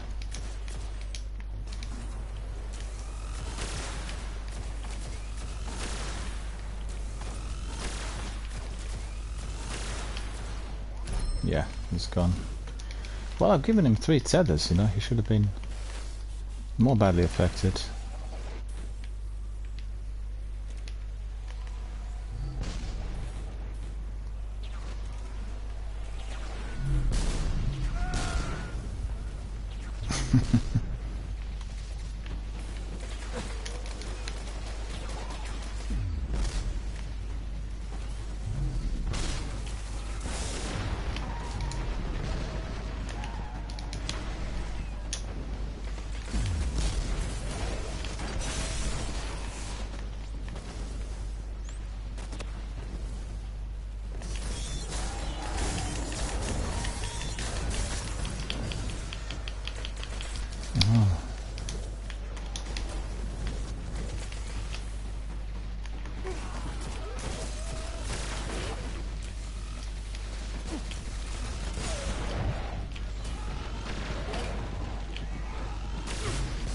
I don't believe it.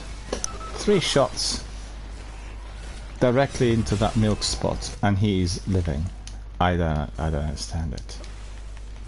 That was close range. He was, what, 2 feet away from me.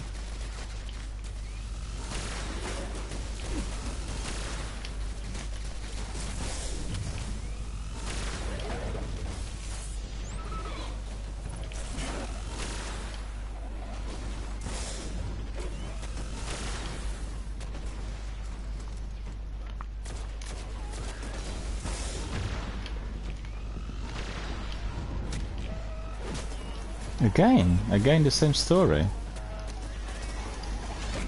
Well, I'm not sure why they're so strong in there. Must be the shields. Can't think of anything else.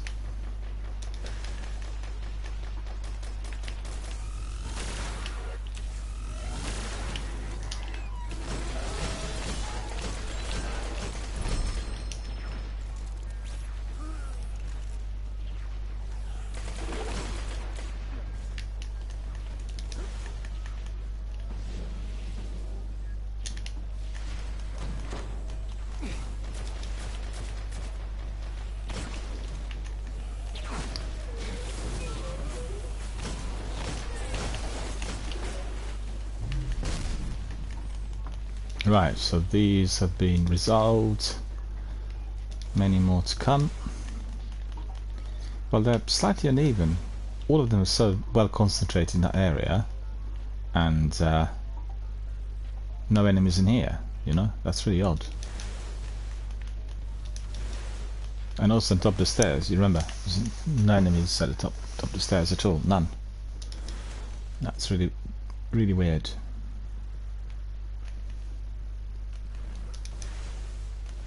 Here also no enemies at all. That's just crazy. All of them situated there.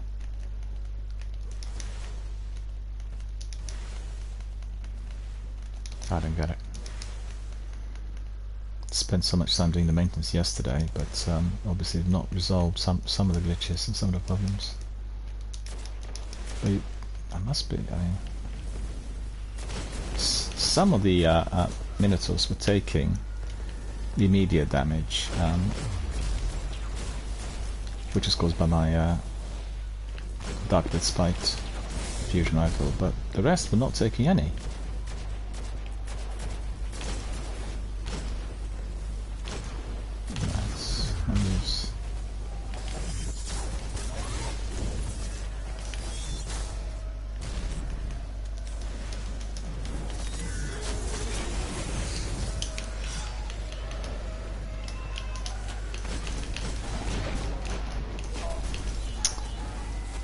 See, these ones were not properly tethered either. They should have been tethered.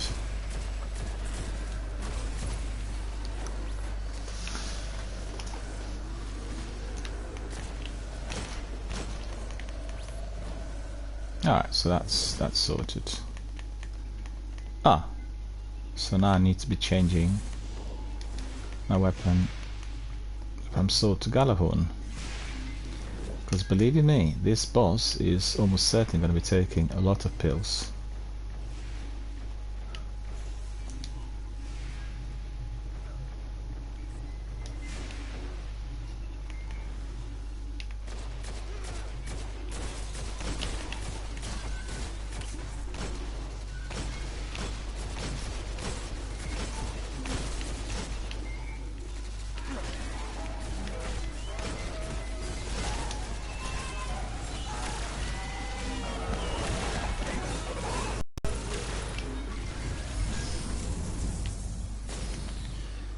Now it's time to hide. And it's a time to pick up some synths.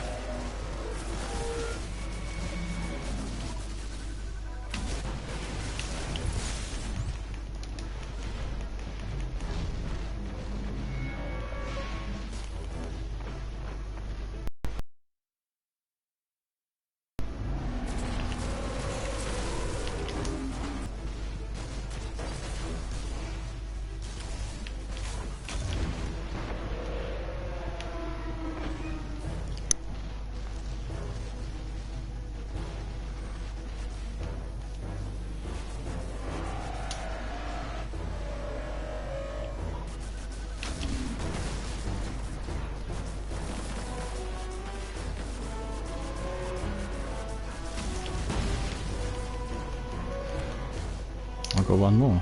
That's surprising, I thought.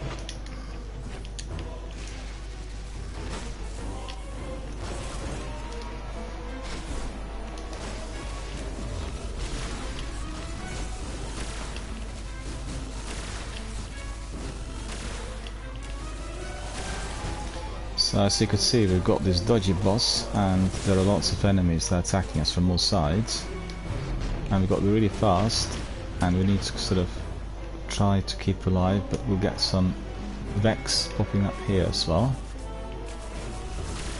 Yeah, the boss is not taking a lot of damage.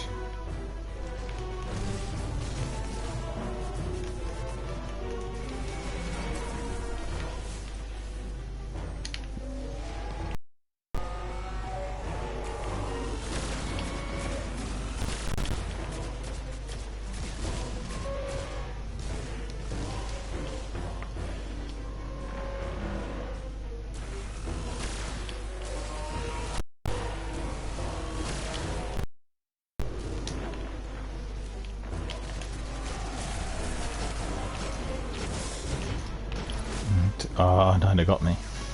So many of them up there, but at least half dozen.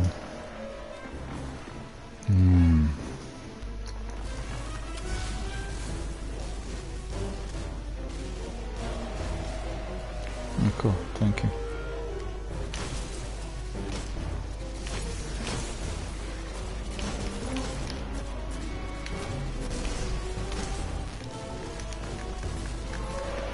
You see, these were precise shots on the milk spots, all of them died immediately. If you aim at the milk spots of the Vex, they'll all die.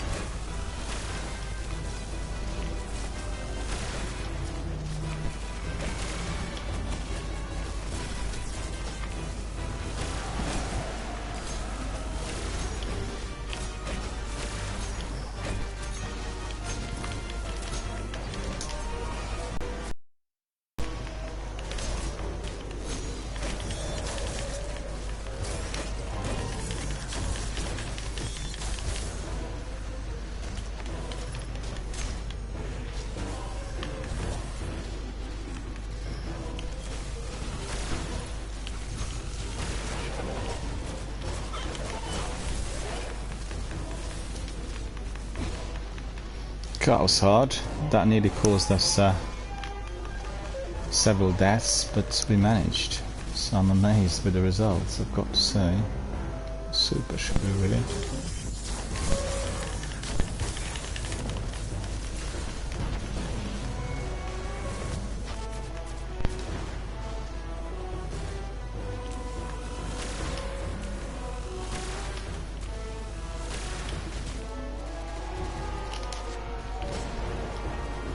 That was a bang on shot, really.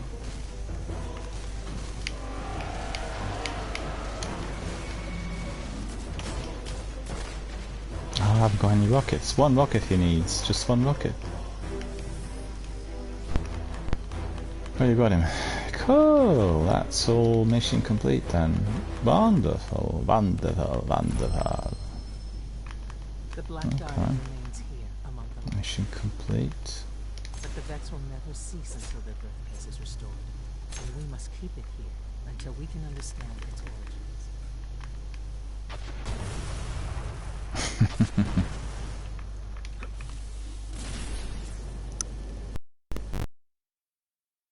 That's a good screenshot.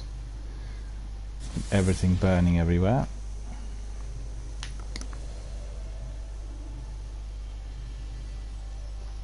Can do a bit more. And after the next one, the next CVAT, we can go and do a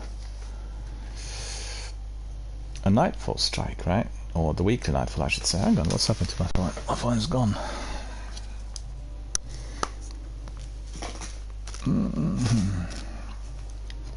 That's no fun.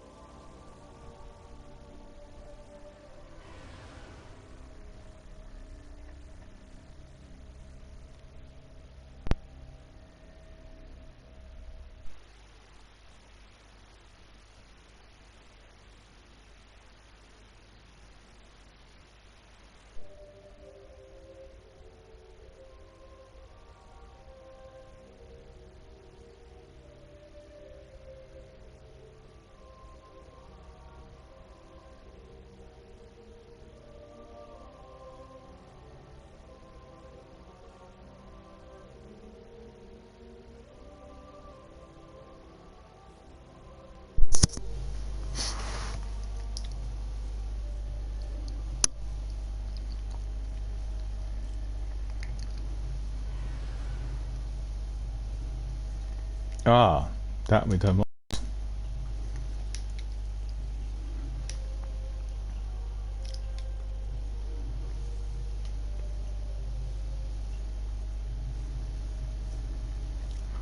Need to bring in Zenith.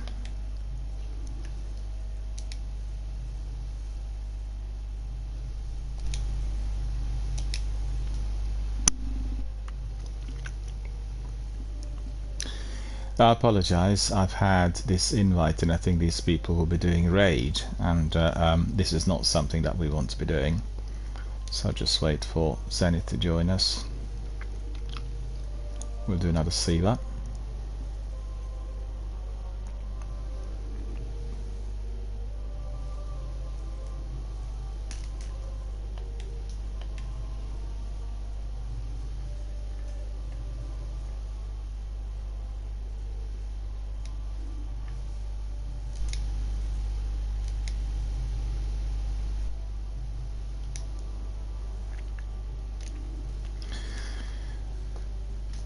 It's just that the other team had sent me an invite, and I thought there was just one person coming in, but actually he had a whole team.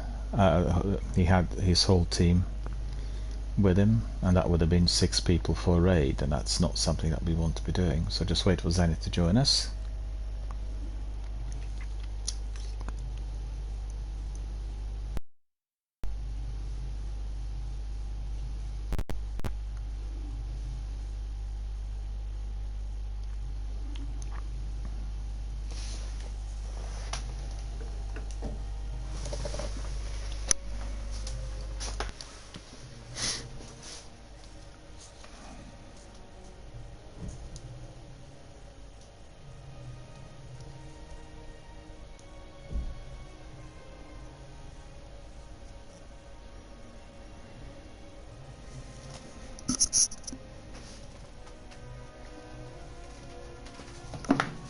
Alright, Zenith's here, so we can just crack on with another Siva strike.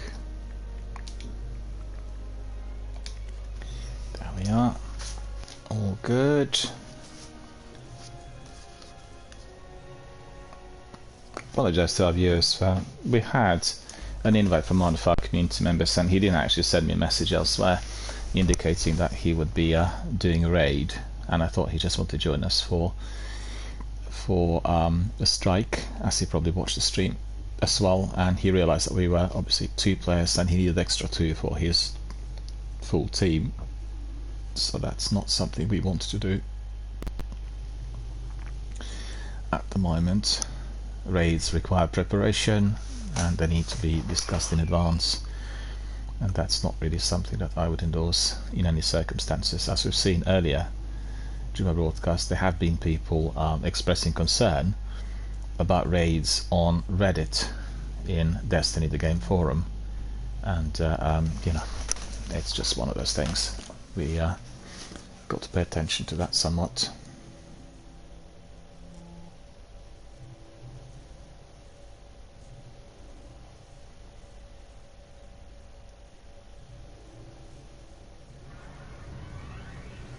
Funny story for you. Remember that Centurion Oryx took right after you landed on the Dreadnought? Then the Centurion and the Taken Ogre tried to stop you from killing the king? Didn't work. So the Centurion's Bond brothers are pretty angry they lost their commander.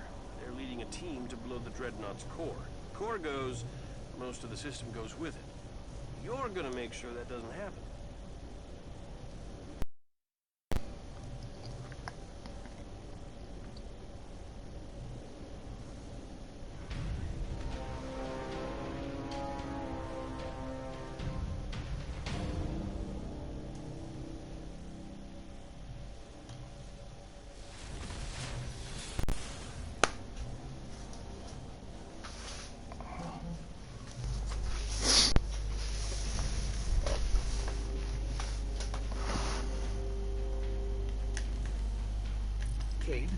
Why do you think they crashed their ship into the Dreadnought? Those are extreme tactics for the Cabal.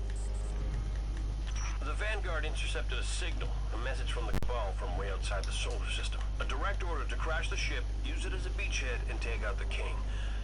Now that's loyalty.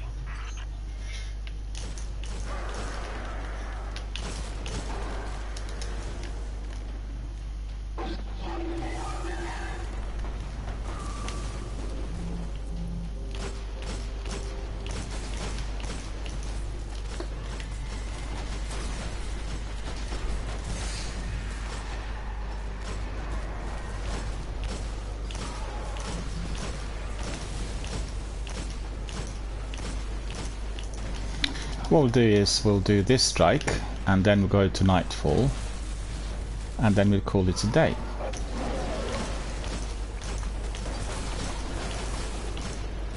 It's been a really good session, lots of good activities, plenty of community driven content, lots of chats.